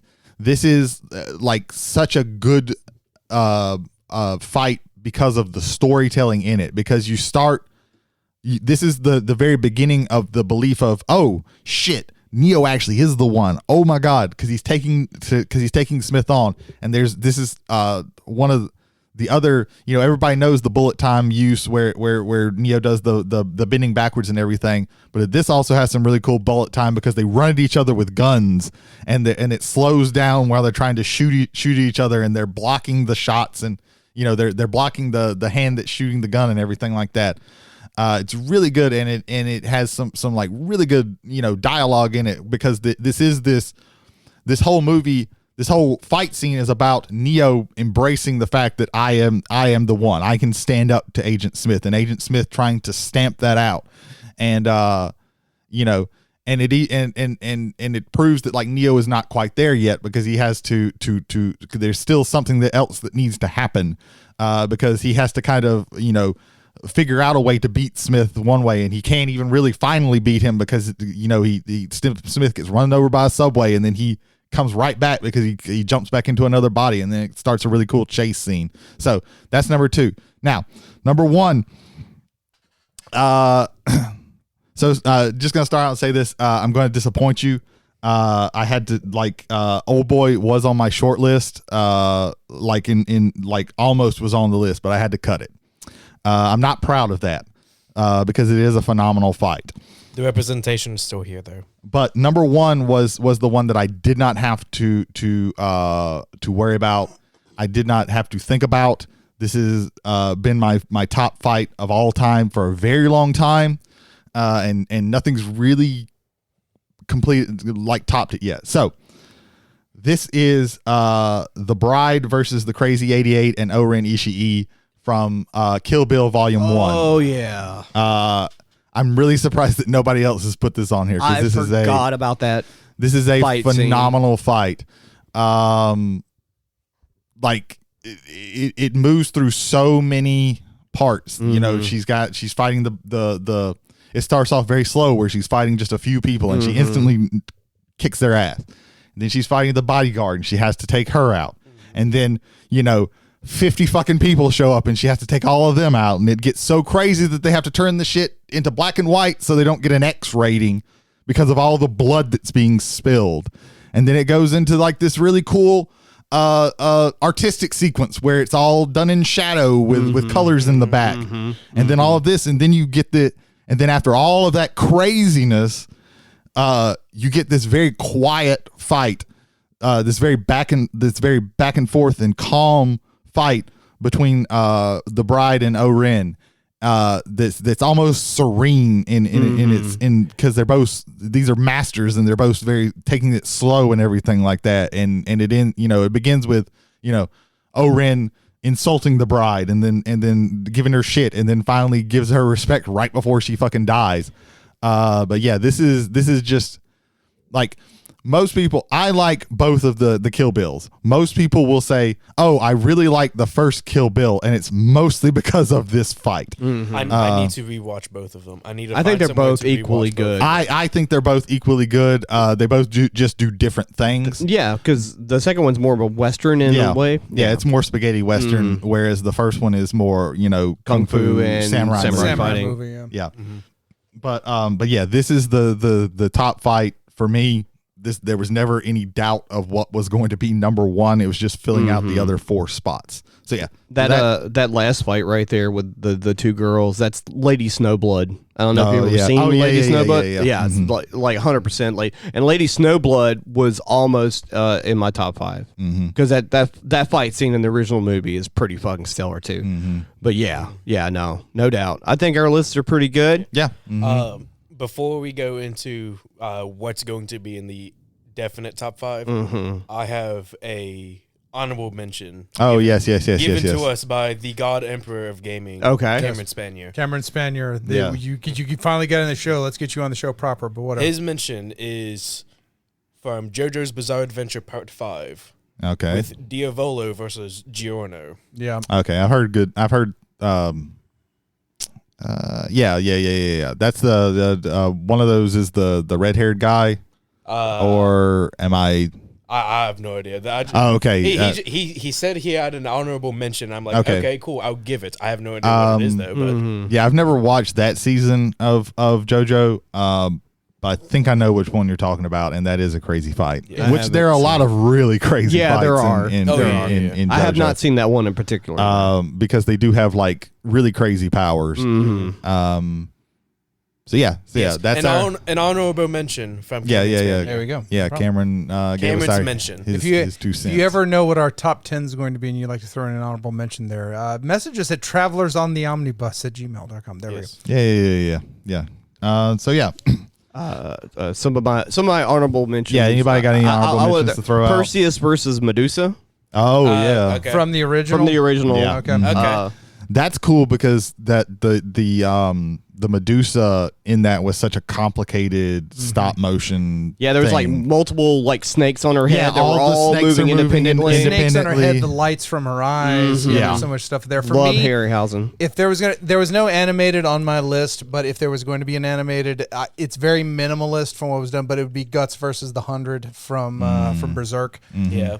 Because that one has a lot of watercolor to it, a lot of Yeah. static. Like the motion is in your brain, not on the page. So that would be mine though, because one, it's an impressive feat for a man to defeat 100 people in battle. I also considered an anime, which was Akira versus Tetsuo. Tetsuo. That one popped in my yeah. head definitely. If I was thinking of Not adding Akira. an anime, I would have Fucking done Canada. Gurren Lagann versus the Anti-Spiral from Gurren Lagann. Yeah. Is that the one where they're throwing They're throwing galaxies? galaxies. Yeah. They're throwing Yeah. galaxies, Yeah. and then it ends with like 18 robots Yes. popping out. Uh-huh. Yeah. And then the big Studio bang Trigger. Why do buster. something when you can do 8 million things? Yeah, Yeah. I fucking love Gurren Dude, I do Lagann. too. That was so good. It's, I love it's, Gurren it's Lagann. absolutely maximalist. Yeah, Kill la Kill as well. Yeah. yeah. Anything from Kill la Kill. Yeah. For me, no TV ended up on my list, but if there would be one, the only reason why I think about this, because the fight itself wasn't too impressive. For me, it was the cinematography for a television show, and it's the season finale, or the series finale of Lost, and it's Jack versus the smoke monster embodied by God, I can't remember his name now. That's the one I could remember. I couldn't remember Jack's like a minute ago. But the opening of that fight scene is filmed in Hawaii on top of these rocks with the waves crashing down and lit almost like a dawn to midday look. And the way they framed that shot, it's one of the best scenes period I've ever seen in my life. The fight doesn't to me live up to that initial setup, but that scene still is burned into my head as far as that goes. Yeah. The other TV one that I was thinking, well, I had two TV ones, but Tony Soprano versus Ralph Cifaretto from the Sopranos. That is another kind of brutal fight. That's the one with the roach spray in Yes. it. Yeah. Mhm. Yeah, Yeah. that shit's fucking Yeah. gross. Yeah. And then I was almost going to put this on. Well, I was actually about to cut it, and then the Grievous fight showed up.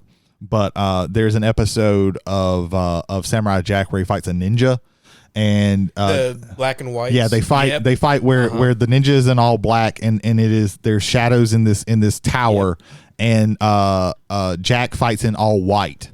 So and it just cuts to where everything is either black or white, and they're moving inside of out in each other, and the sun is going down, so everything's getting darker.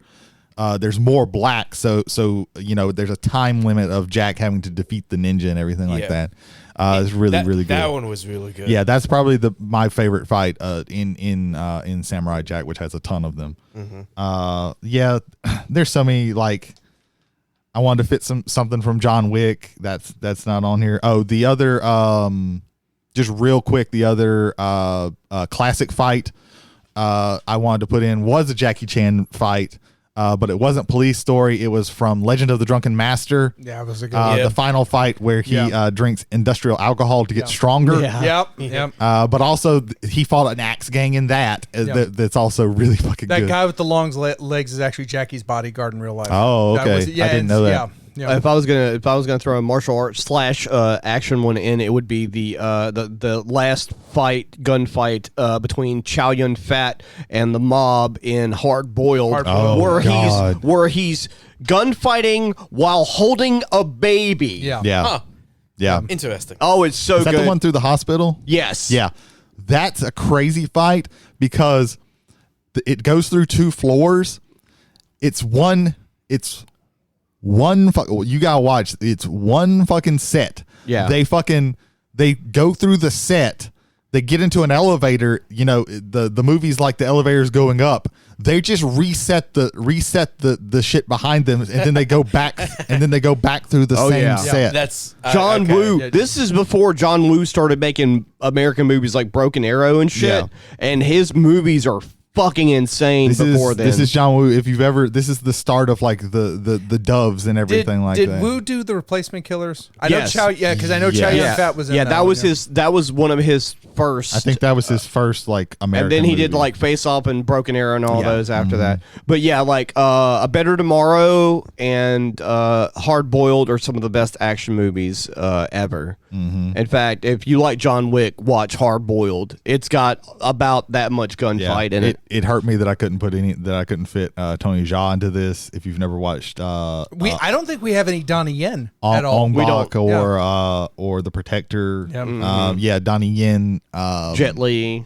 Jet Li, let me say- Bruce Lee. Like short list. Yeah. The last fight in Enter the Dragon. Was, Oh, was yeah. on I there. am so glad that you put Kung Fu, at least one Stephen Chow Yeah. movie. Yeah. Because in America, Jackie gets all of the credit. Stephen Chow in and of himself is also a tremendous both comedic actor and also one of the best fight stunt coordinators, choreographers, and participants. Also, the reason why he made those movies, Shaolin Soccer was his first film because nobody would hire him as an actor. Yeah, And that's so crazy. whoa, no, Is that not right? Gotta Gamblers was like mid '90s. Like that was one of his first movies. Did he Yeah. direct that though? I don't know if he directed. I know he was. I in it. had to look into it because like that was he I started don't know writing enough because of about that. I think, but I could be misremembering something. All right. Anyway, Moving on. Yeah, moving on. Unless you let me make wanna, this. Let me make this real quick. Brady, you are host. You are also sniper. You have the bullet. Oh, So okay. whenever you want to use it, Damn. There's nothing really. as we talk, we may. Yeah, wanna- yeah. Okay, so first order of business: the crossovers. We've got Old Boy. We've got They Live. Do they make the list simply for crossing over? I think we can definitely consider them. Like you're not gonna catch me fighting to keep Old Boy off this list. It Right. really hurt Well, me that it wasn't on there. Let me make it easy. Do we put Old Boy on the list? Is it one of the top 5? Everybody looks slowly at Jody. as I look at the board, Yeah. But yeah, I don't want to. I mean, it's like, and again, we can cut out gaps. So like, take as much time as you that's need. true. I just didn't want for us to all say yeah, and then you go, well, I didn't want We didn't want Jody an to incident, go actually. an incident like the last time. I'm gonna try not to politic for this one. Yeah. Brady, do you want to shoot Old Boy? Just No. to, No, No. You do have the option. It was not a number 1 on any list. Yeah.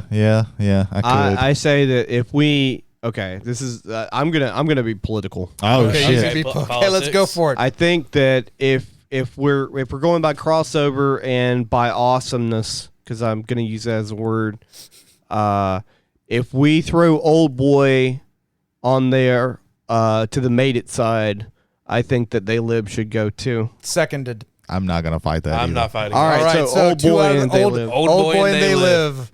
Oh, this is Boy. much easier than I thought it would be. Yeah. This might until we get to the nitty gritty. This might be one of the easier ones. We have 3 left. Okay.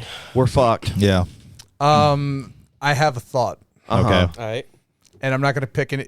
From here on out, I'm not picking anything from my list to keep that out of it. If someone else wants to pick, obviously I will second it, but Yeah. nothing else that I nominate for will be from my list from going on in this one. Rocky versus Drago is the most 80s fight of the 80s. I It think we is. can all agree that. Like, Yeah. as much as I love the Bloodsport final match and how like influential as far as the slow motion and like the scenery and things like that goes, that genre kind of died by the mid 90s as far as fighting movies. It did. Yeah. Rocky versus Drago stands the test of time. To the point where it is my favorite fight scene. Yeah. It's definitely a good one. That's a negative in my opinion. I'm just kidding. I'm kidding. It's definitely a good one. Like, and again, to me, it's like if we want to talk about over the top action, the 80s comes into play. I can't think of an 80s. First of all, what other 80s fight scenes do we have? Bloodsport. We have They Live. Yeah. I didn't put any on mine because it's not my Like bag. quick honorable mention: final battle between Arnie and the Predator. That's a pretty good. Because Yeah, it's that not is. it's not just Arnold being just because he can't overpower him. He has to actually outthink has to some other fighters. One could also say though in that movie, and that's a problem that I ran into when I was thinking about my list, is that whole movie is a fight between Arnold and the Predator. Yeah, most of that and then movie. you have the crescendo at the very end there. I don't know. Let's get back to We'll table that for now. We'll table that for right now. So, if I would have to suggest something, Rocky versus Drago. No, we get it. No, go for it. Brady showed us the clip of General Grievous versus the Jedis. That is true. Like after McDonald's is closed and we were all just chilling, Brady was like, "Hey Ethan, you want to watch something?" I'm like, "Cool, yeah, sure." It's Star Wars. It's General Grievous. I enjoy General Grievous. That thing is a monster. Yeah. And just the fact that he's able to take on 6 fully trained Jedis by himself and just instill fear into them. Yeah. I would recommend General Grievous.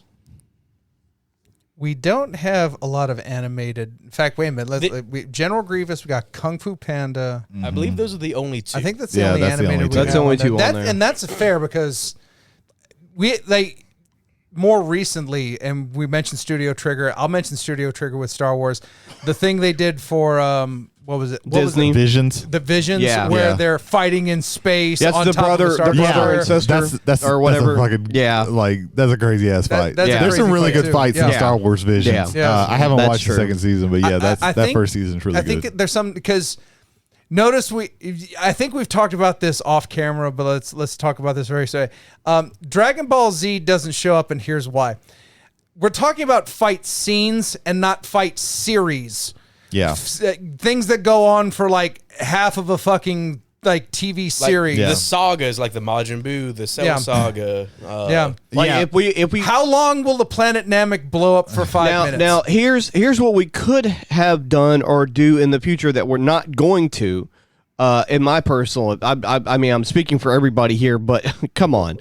Are we gonna have a top 5 of what I'm about to say? If we had a top 5 best Dragon Ball Z fights chalkboard, then that would be different because you could kind of maybe pick and choose or whatever. I'm not doing that. I'm gonna veto that shit right now. I'm still waiting for 2 of those fights to finish. I don't think we have to get that granular. That fight started in 1996. Which it's is why still going on. Which is why the best Dragon Ball Z fight is Trunks versus Cyber Frieza. It's over in 2 like minutes. 3 minutes. 2 minutes. 2 minutes max. There you go. I'll probably sign off So on that. Dragon Ball Z heads, if you were wondering why, that's why. Yeah. The whole fucking show's a fight. I think. But the first Goku versus Vegeta is pretty good. I will give you that. Yeah. Um, It's over 9,000. yeah. All right.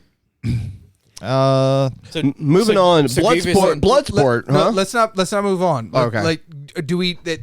Are we going to table Grievous for maybe? Because I kind of agree with Brady. I think that's a tremendous fight scene. It doesn't crack my top 5 because a lot of the Clone Wars stuff, whether it was the drawn animation or it was the computer animation, it's never really moved me to look at it. But yeah, as far as establishing a villain, in fact, if you wonder why Grievous is so easily beaten in the movies, it's because of what happens to him at the end of this. Yeah. Of this. It's definitely good. It also sets up he personally assaults the fucking Jedi temple. the fucking Jedi temple. Yeah. And when he shows up, you're like, oh shit, because you've seen what he's done.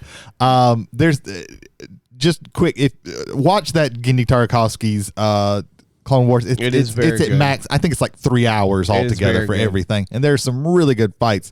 Mace Windu has a really badass fight in that as well. He takes on an entire fucking army by himself, half of the time with no lightsaber. But yeah. One thing I would like to say. Yes. Because sometimes when we do have things that are kind of close, sometimes we have the 2 animated things, but we also have another Star Wars fight on the chalkboard as well. Yeah, would you put we the do. Grievous fight versus Luke versus Darth? How do you gauge that? Well, obviously for me, I put because it's on my list. Luke, and for me that means so much. Yeah. and it's built to mean so much. This is one of the inevitable avenues for the original trilogy is the fact that this fight has to happen. Yeah. Because you had the first fight where Luke is clearly outmatched, and then you have the one where he's finally learned enough and been able to overcome the trauma of losing his hand, the trauma of finding out that he's not an orphan, and not understanding why all of this happened. There's a lot of weight there. There's a lot of weight coming in on this third fight that I don't feel you get even with the Anakin Obi fight from episode 3, I don't think you have the weight that you do with Luke versus Darth Vader. It is the most emotional fight, and some people would say, "Hey, what about Duel of the Fates? That was on my short list. That's a really good fight." Yeah, I like Duel of the Fates as a dance.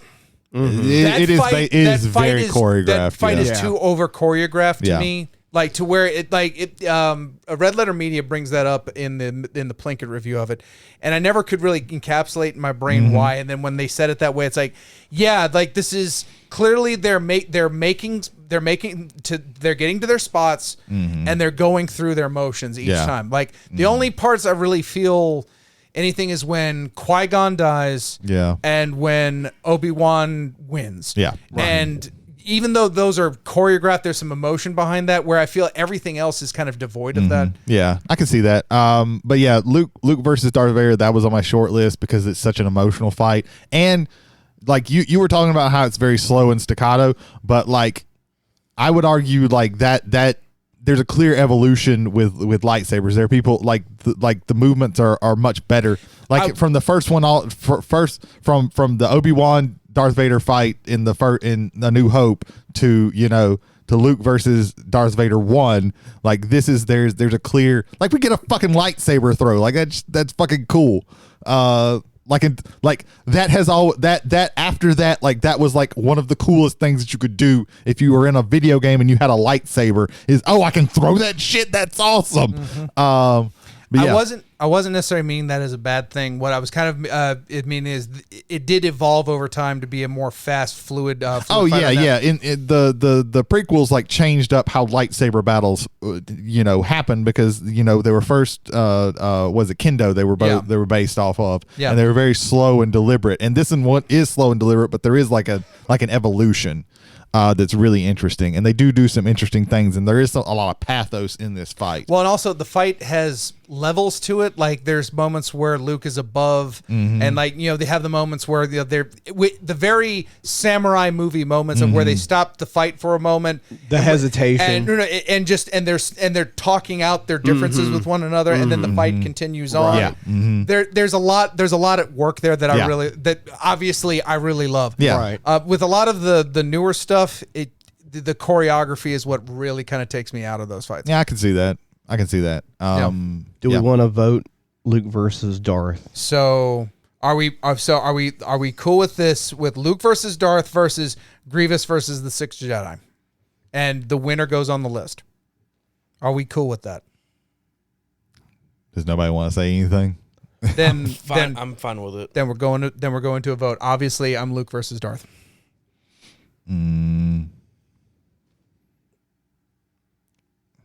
I'm Grievous versus Jedi.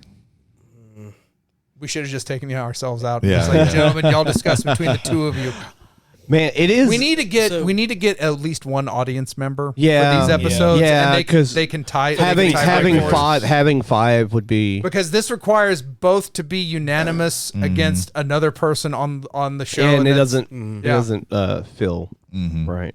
In a way. Okay, then hold on. We can just table on. We can table it. Let's go with.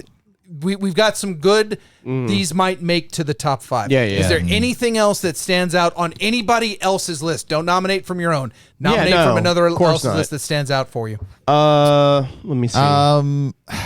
Okay, here we go. I'm going to use my bullet. Okay, bullet time. We're going to knock out the Daredevil hallway fight. Hallway fight. It is a very good fight. I really enjoy it. But it is kind of the same as it takes a lot of inspiration from Old Boy. Yeah. No, it definitely does. If we want to talk about something that's newer, with a lot of things, the Kingsman fights, Eggsy and Harry and Whiskey. Have you all seen? No, I haven't seen any of the Kingsman movies. Gotcha. That one's going to be an uphill battle for you because I haven't seen the Golden Circle. Here's why it's going to be a plateau battle, and you're not going to get over that. This fight is not good for me. I've seen both movies. You're not going to tell me any fight is better than the Freebird fight. The church fight? Church fight is just Jesus Christ. The church fight was in my short list, and like that is such a good... Like that's where choreography works. Some kids reenacted that not like in kitty stuff Obviously, like yeah. they didn't like. But they did a really fucking That's- good job. Good job, children. Family Guy did a remake of it. Yeah. It's like Chris and Meg like fighting all the high schoolers in the cafeteria. Yeah, that was a pretty good one. Yeah. I've got a quick idea. Okay. Alright. How about I like we each do this. So for example, for me, if I was able to like pick one from everybody else's list, not mine, that I would think would be, applicable to being on the made it list, it would be out of Jay's. Ew, God, it's between two for me there. Yeah, I know. The only two that are left. Kidding. There's 3 left. There's 3 left. Yeah, somehow Jay got 2 on his. To be one of the reasons for that is here and here Yeah. for Old Boy and here for They Live. Yeah. These are fights that multiple people in this room found Yeah, were quality. I think you If use your Old Boy lawyer hypnosis powers. If Old Boy was on your list, If that was the case, we'd have 10 people that watch this show. Well, it doesn't work through that. You got to doesn't be work like through the face to media. face. Yeah, there you go. we Yeah. wouldn't be talking about this if Old Boy was on your list. So. All right. So Probably not. I'm going to say, for me, if I was to vote one for each of us that's not me, Okay. I would say that from Jay's list, I would put the Bloodsport fight on the list. I love the police story movie as a whole, and I love that action sequence as a whole, but it's mostly an action sequence than it is an actual. There is some fighting in there for sure. But I'm going to say Bloodsport. Now, if I was going to go to Brady's list, I think because I haven't seen Deadwood and I haven't seen that fight, I have to use that. I would more than likely go with the Kung Fu Hustle movie. Okay. That movie's great. Almost every fight in that movie is amazing. If I was going to go from Ethan, I would probably, for Ethan, it's like between Rocky and fucking Kung Fu Panda. Yeah. And I haven't even seen the Kung Fu Panda second movie. Hey, passengers, did you ever think that would ever be a choice? Who would win in a fight? Rocky or Kung versus Fu Panda? Drago versus Kung Fu Panda 2. It would probably be Rocky 4. Would probably be. So for me, I just went through puberty for a second time. You were trying to be Ethan there for a So second. it'd be Bloodsport, Kung Fu Hustle, and Rocky 4. So Ethan, for you, what would it be? If picking from Jody's list, So this doesn't take 3 hours, hopefully. 3 hours Yeah. later, Ethan I finally would comes up with say- his choices. I would say King Kong and Godzilla from your list, Jody. Because I haven't seen any. I still haven't seen any of the Alien movies. We don't have any big monster fights up there. Yeah. Other than that, Yeah. that's a good point to make. From Jay's list, I would. You've already gotten yours selected from my list with Old Boy. I mean, it's just there. I mean, yeah. Like I don't want to like. Would it be cool for one of us to have all 5 of his in the top 5? That would be laurels for days. But no, like you already have Old Boy up there. I'll veto you picking anything else from my list. Well, I And- mean, he also has, They Live is also on there Yeah. too. But I mean, Yeah. he could have picked that from mine if you wanted to. Yeah. But, I mean, or something else. He picked something else off of my list. So, For- go ahead and pick one off of Jay's list. Don't let him tell you. I would that say you can Police pick. Story because There you go. I do enjoy a nice like Jackie Chan kung fu choreography fight. Jackie Chan is probably one of my favorite martial artists, also actors. Yeah. And then from Brady, Jackie If I Chan had- was actually in Enter the Dragon. He was a one of the guys when all the people are attacking Bruce Lee. in like the dungeon. He's one of those. I gotcha. Okay. Yeah, I think he like gets punched in the face or something. Like Like Bruce Lee actually he was hey, that guy's gonna be Yeah. something. If I had to pick just one from Brady's list, You could pick more than one. Okay. I'm not gonna stop you. Pick his entire list. Make this harder. Yeah. General Grievous and the Bride. Like Now I'm thinking about a fight between General Grievous and the Bride from Kill Bill. Me too. Oh man, that's who would win. Grievous has laser swords. yeah, but the Bride has Hattori Hanzo steel, so Yeah, that's true. and The Bride has plot armor, so I love that. what? Do you know what that means? What does literary mean? No, What it is is a warm word. sake? there you go. Okay. But no, like Real General quick, hold on. Grievous- Real quick shout out to Sonny Chiba because he's like, sake, you like sake, good. Censored. We might have to cut that one. Okay, there we go. Thing has been cut. See, I'm very basic, bitch. If I were to pick one from every that's still left, it's Rocky versus Drago, Ripley versus Alien, and Bride versus the Crazy 88s and Oranishi. It's just everybody's number one. Yeah, that is Rocky versus Drago is pinnacle 80s. Right. Ripley versus Alien is two mothers having it out. It's the ultimate Karen fight. It just is. And then Bride versus Oranishi, just not just the stakes of the fight, but then the choreography of the fight, the cinematography of the fight, and then the cinematrix. There's also all of that combined. there's also the break in the fight where she's like fighting this one actor. Go-Go with the No. She's fighting this one kid. Yeah, and this is right when the lights come back on. right, and she's like, "Wait a minute, how old are you?" He's like 15, and she Yeah. spanks him with a sword. Yeah. He's like, "Go back home Yeah. to your mom." Yeah. Yep. So good. okay, so a proposition. A proposition. Okay. A proposition. Okay. A proper proposition. Yeah. Okay. Oh, wait, And then nothing. I take it back because there's three, I take that back because there's only 3 spots left and there's 4 of us. My apologies.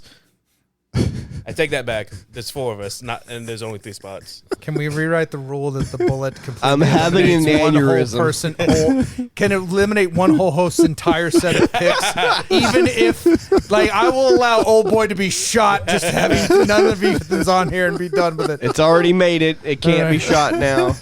Oh god. It could be a mutant nuclear bullet. It could go- Reverse made it. yeah, it flies back in the gun. Brady, shoot again!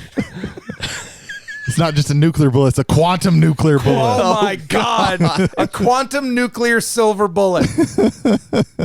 We're gonna add so many more. This is like the worst D&D character ever. This bullet. It just Yeah. keeps getting more and more weird stats. Yeah, it's a real Mary multi-classes. Sue of a bullet. God damn it! Theoretical Mary Sue. Yeah. Fuck, I don't know. Rocky versus Drago, or I fight you. Either put Rocky versus Drago on the list, or I fight you. No, I'm not letting you bully us into putting something on the list I again. second that. We've I done second it. reason. We've done politics. Now let's just do full-on bullying. No, we got bullied into putting 2 fucking Bruce Willis movies on the Ethan list. I'm not falling for it again. How about this? I do not negotiate with terrorists. What's better? Hang on. Okay. Censored. There we go. Thank you. Okay. What's better? I know it's already on the list, but what's better? They Live, the fight between Piper and the other actor that I can't remember Keith his name. David. Yeah, Keith David. Put some respect on his name. Yeah. My memory is shit. That fight or Rocky versus Drago.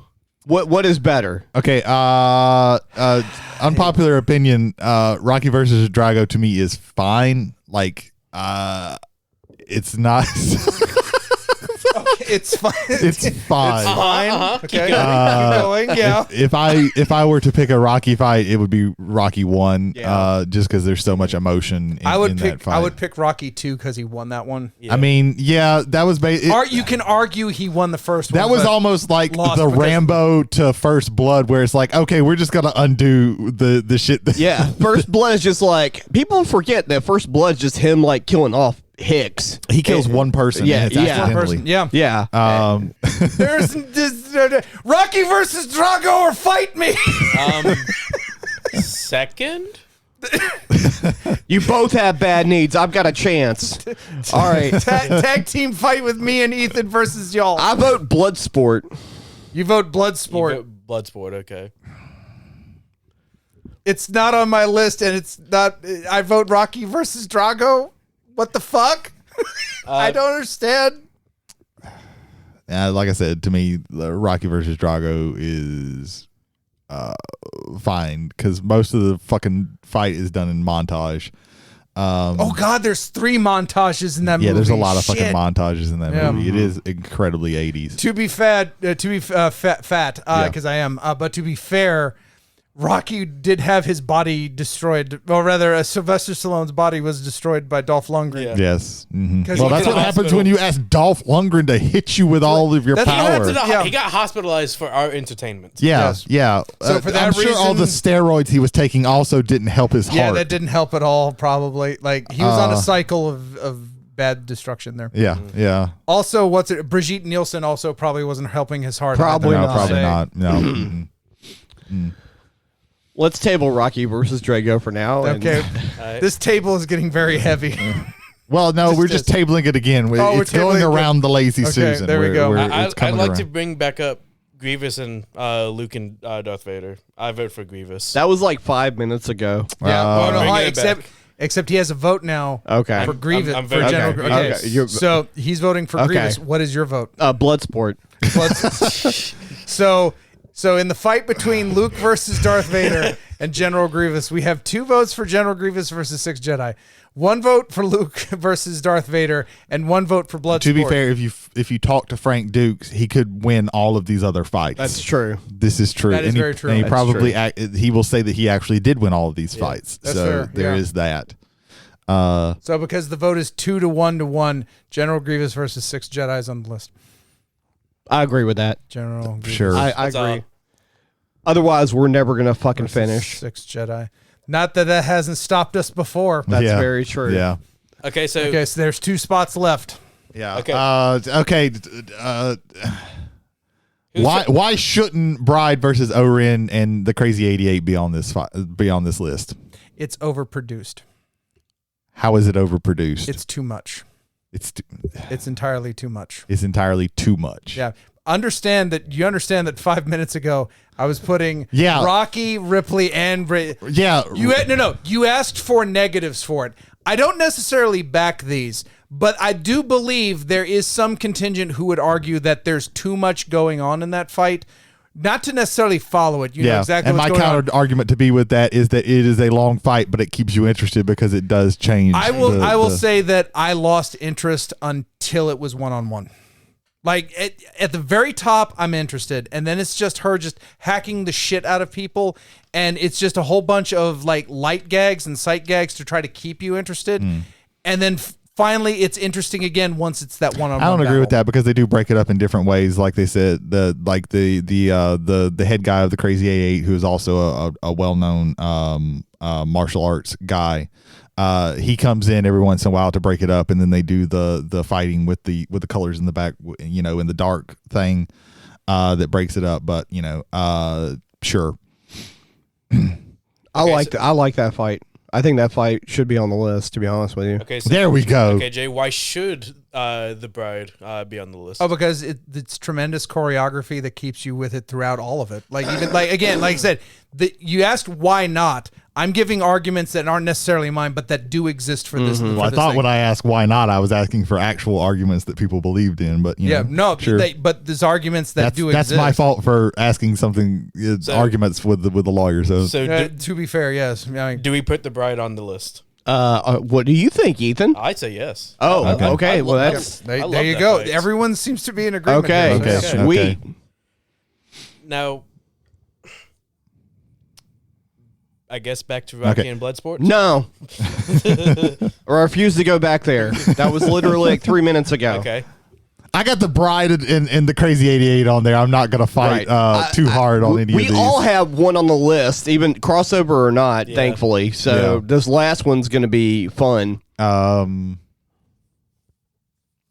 Yeah, I wouldn't be too mad about most things on this list, except for the things that I haven't actually seen. I can't really argue for or against. Again, the ones that are not on my list that still stand out for me. Again, it's basic bitch, but it's Rocky versus Drago and Ripley versus the Alien Queen. Yeah, Yeah. I get that. If I was to say anything about anything on my list besides the Ripley versus the Xenomorph Queen, it would be the Godzilla versus Kong fight because it's one of the coolest looking kaiju fights I've ever seen. And just to argue for mine, but I honestly, with between Bride being on there and also Old Boy being on there, I think Asian cinema, I think we're very well covered in there. Yeah. I will say this thing for Police Story. Police Story does what Bride does to me better in the fact that because it's a mall and the settings change due to the stores, I think it does it a little bit more fluidly, a little bit more naturally. But again, we have represented Asian cinema, I think, very well in here between the Old Boy hallway fight and Bride vs. So to me, like now, it comes down to Rocky. Not that we're calling the Bride versus the Crazy 88 Asian cinema, but it was just, it's like a step removed it's from it. It's a step removed from it. It was definitely inspired. Especially the first Kill Bill to me is, I won't say that Tarantino took a step back, but I think he definitely fit into it. And if this is improper, I'll say he got out of shoes and put on sandals. That was a very samurai movie. That was a very Kurosawa like film. Yeah. So to me, I think that's a very good pastiche of Asian cinema. And you're right, the second one is way more of a Western, and it's also way more of a talky movie. Yeah. Because the action, if you went into Kill Bill 1 and you're like, oh, this is great, I can't wait for even more of this in Kill Bill 2. Yeah. You were royally disappointed. Yeah. Even though there's a lot of exposition. Even though the Bride versus what's her name? Daryl Hannah. Daryl Hannah. I can't remember her character off the top of my head for some reason. That's my. That's a fucking great fight too. Yeah, it is. Well, the ending of that fight in particular, it's like you think this, like that fight had the ability to go on a little bit longer than it did, and then the Bride is just like, oh, you only have one eye. Let me take the other one. Yeah. There you go. Yeah. There you go. So yeah. But that fight did like ruin people for the next one, and I think that was why a lot of people say that they don't. Well, that like fight, it the fight between her and Vivica Fox's character, which I cannot remember. The I just remember her code name was Copperhead. Yeah. And the fact that people still believe that Tarantino's last movie will be the child's revenge against the Bride. Yeah, except he's already said that it's not going to be that. It's not going to be that, but people still say it. But I'm also going to hold my breath that he's actually only going to do 10 movies. Yeah, then he'll go into television. Yeah, so we've talked about Bloodsport and Rocky versus Drago being like big time 80s. Let's not forget that Ripley versus the Alien Queen was in the 80s. Yeah. I liked the final Godzilla versus King Kong fight, but for me in that movie, the fight on the aircraft carriers, I liked a whole lot more. Yeah, I get that. And to be honest, I kind of like the fights in King of the Monsters a little bit better than the King of Kong versus Godzilla. Those are pretty cool. They're all over the place, but yeah. That movie's a mess, but I really enjoy it. I do too. But yeah, any movie where Godzilla's fighting Ghidorah, you can sign me up for. Yeah. Oh god, that movie's so good. Do you technically count King Kong and Godzilla versus Mechagodzilla? Because it's technically Ghidorah. It does lead into that. It does lead into that. Yeah. But the fight that was listed was King Kong versus Godzilla in Tokyo. That's very true. It's very true. That one is one where there is like a delineation. We did specify the fights. Like you could say that the Ripley versus the Alien Queen fight is where she's in the hive and she's burning all the Queen's eggs. But specifically, it's the final battle. Like how there's also Freddy versus Jason the third. Yeah, that's why the second. Yeah, like Kung Fu Hustle, that would be the delineation, the final fight. Right. Mm-hmm. Yeah.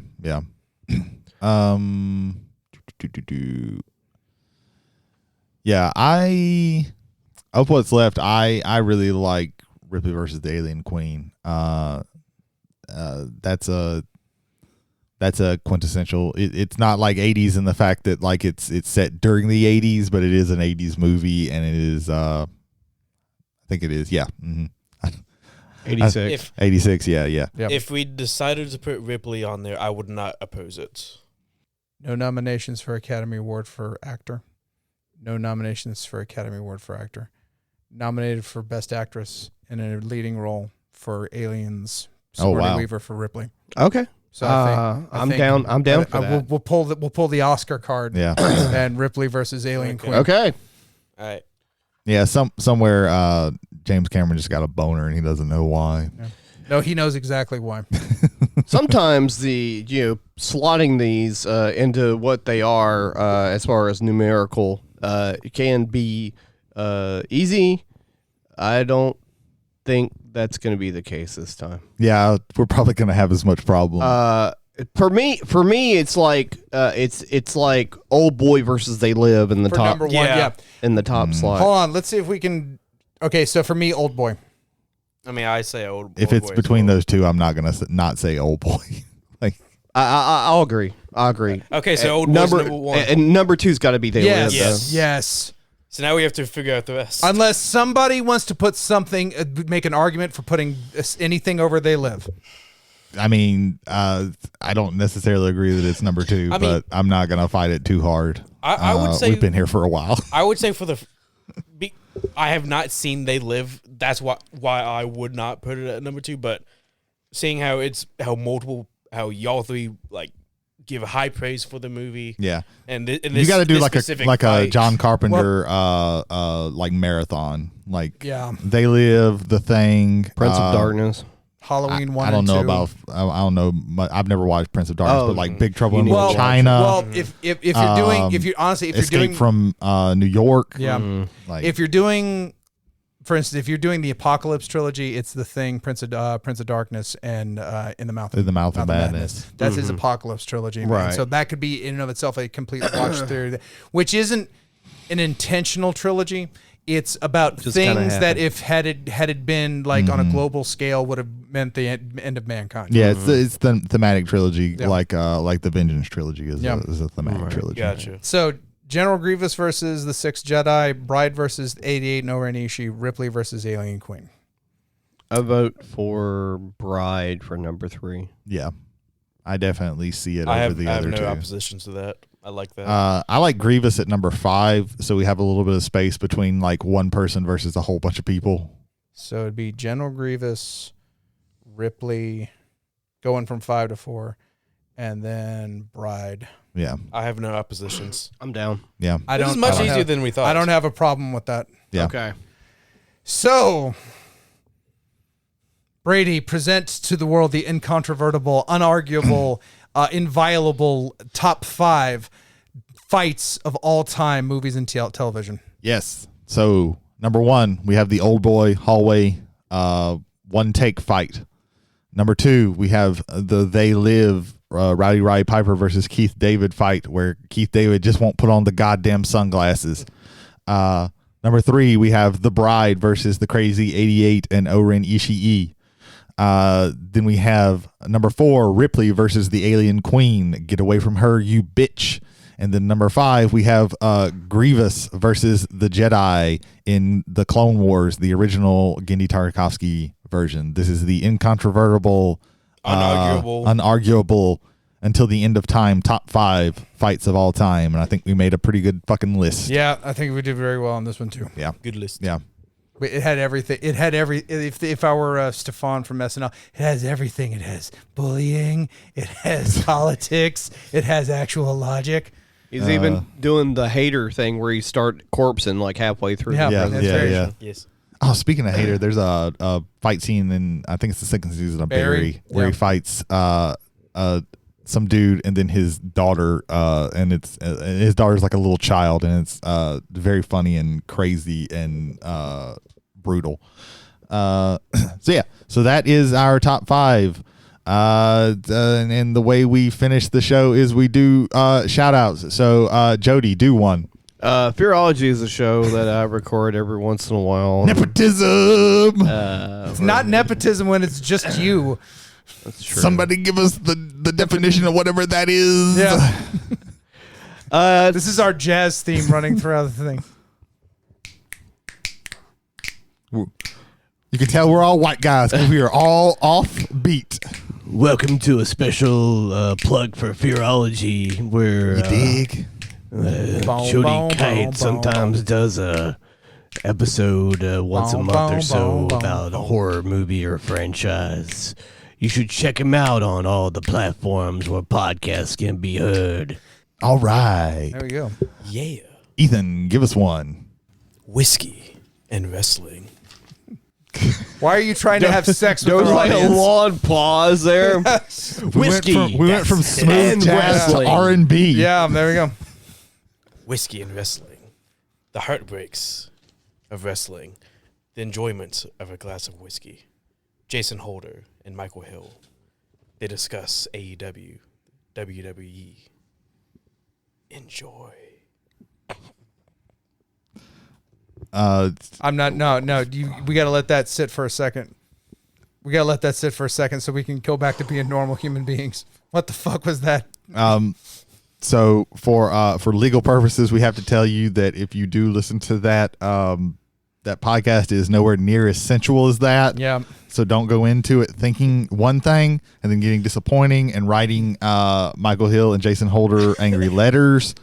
We don't want that. So just know it's not gonna be that sexy. Yeah. No. I'm sorry. No. There's nothing we can do about it. It's nowhere near. We don't show up here on Sundays No. when they when they do this. So yeah.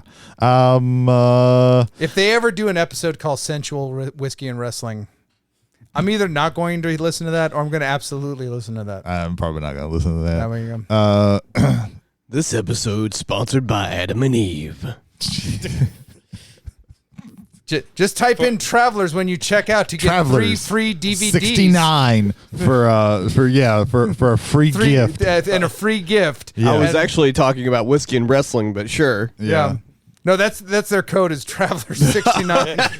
No, we're either gonna throw in sponsors that we don't have, and they're eventually gonna say, "Well, fuck it, let's just give it to them," or we're gonna get a cease and desist, either or. I don't check the email, so I'm never gonna see it. There you go. So let me do one before all the ones that I know run out. That's why I had Ethan do 99% of them last week. Yeah, I should have copied you this time. So Silence Your Cell Phones is a podcast that is put out by our friends Jared Hubbard and Kevin Sheldon. They talk about movies, recent stuff, I think mostly, and then every once in a while they'll do some whatevers. They're on YouTube's and all the places that you can find podcasts. So check them out if you want to hear interesting opinions on movies and stuff like that, and TV shows and everything. So yeah, check them out on the YouTubes. They do some live stuff sometimes too. Give us another one. I'll give you all the Twitches. Kevin Gallo, a.k.a. Ronan Roosta on Twitch, and Kevin Gallo on YouTube, bringing you some of the best RPG experiences every Tuesday evening. They will either play the dark future of Cyberpunk Red or the very light present/near future of Pokemon Poke Roll, the unofficial Pokemon podcast. April Duggan, otherwise known as Ape's Place on Twitch, bringing you horror games and probably Tears of the Kingdom because she was a freak about Breath of the Wild, so she's probably playing that too as well. Located there. I believe every day except Sundays, and sometimes she takes a day off because everybody needs a day off every once in a while. Finally, yeah, even God rested. Yeah, he took sleep on the seventh day. That's why you shouldn't work on the seventh day or be stoned. Anyway, speaking of being stoned, censored. Wait, no, drug use is okay in California. And other states that I can't remember right now. It's okay. If you got a medical card, it's okay here you're too. Fine. Well, I'll just cut out that one thing. That, again, nobody knows what we cut out when we do that. It's great. But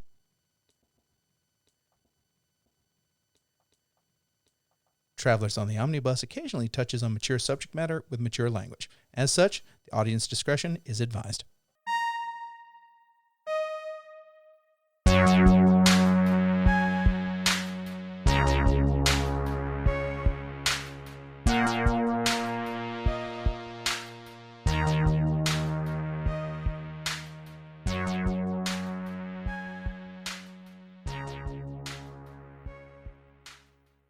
Yeah, but speaking of Stone Censored. The completed podcast. If you want to know about Magic strategy, Magic Road stories, Outback horror stories, and I don't mean in Australia, I mean in fake Australia at the steakhouse.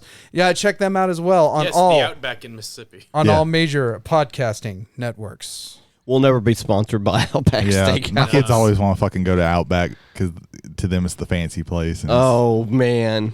Order delivery from Outback Steakhouse and use code Travelers69 and they'll give you an extra sauce they for your put like bloomin' onion. cheese and ranch and shit on top of a bloomin' onion. Yeah. What the fuck? It's like, and then they still give you dip.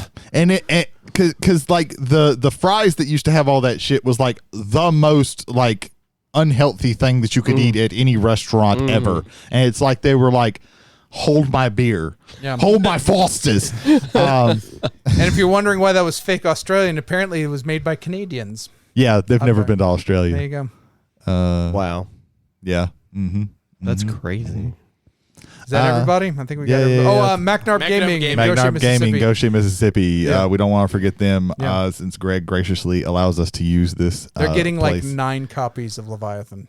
Huh. 8 of them have been accounted for. Okay. Yeah. At least they're getting the ones that are accounted for. Yeah. Right now they have 50% off on select board games. Yeah. Do you like Gravwell? The second edition is 50% off right Yeah. now at You like Macnarb Gaming. American Goshen, Mississippi. Psycho? It's 50% off. And there's Yeah. multiple copies of that. Yeah, American Psycho, the board game. And if you want to, Greg said it was good. I've never played it, so I can't shit on it if it See, is. Greg told me something different. He had played a different game that had like American and Psycho in it, and then he ordered that from and then it came in. That's usually how that That's- works. Yeah. Oh, That's funny. speaking of shitty games that shouldn't be on anybody's list, some of the Dice Tower are doing their top 100s, and one of the new guys, Joey Evans, Yeah. is doing his. Pittsburgh 68 was on there. What? No! So No! What? Do not do that! for Travels on the Don't Omnibus, do that! my name is Brady Davis. I'm Ethan Skinner. I'm Jody Kite. No, we're not cutting this anytime. The Pittsburgh 68 is one of the worst games of all time we've ever played. It was so bad. No, don't. No, I'm sitting in your lap. I'm sitting in your lap. You fucking Things deal are with this. getting No, weird. no, I'm gonna Bye, fucking guys. Things are cut- getting Get away, weird. I'm spraying you. Things are I'm getting spraying- weird. Get the God spray on. damn. No, I'm spraying you. Oh, I'm spraying you Jesus. down. I'm spraying you both down. Don't play Pittsburgh 68. I'm James McCarthy. Thanks for stopping by and joining the ride.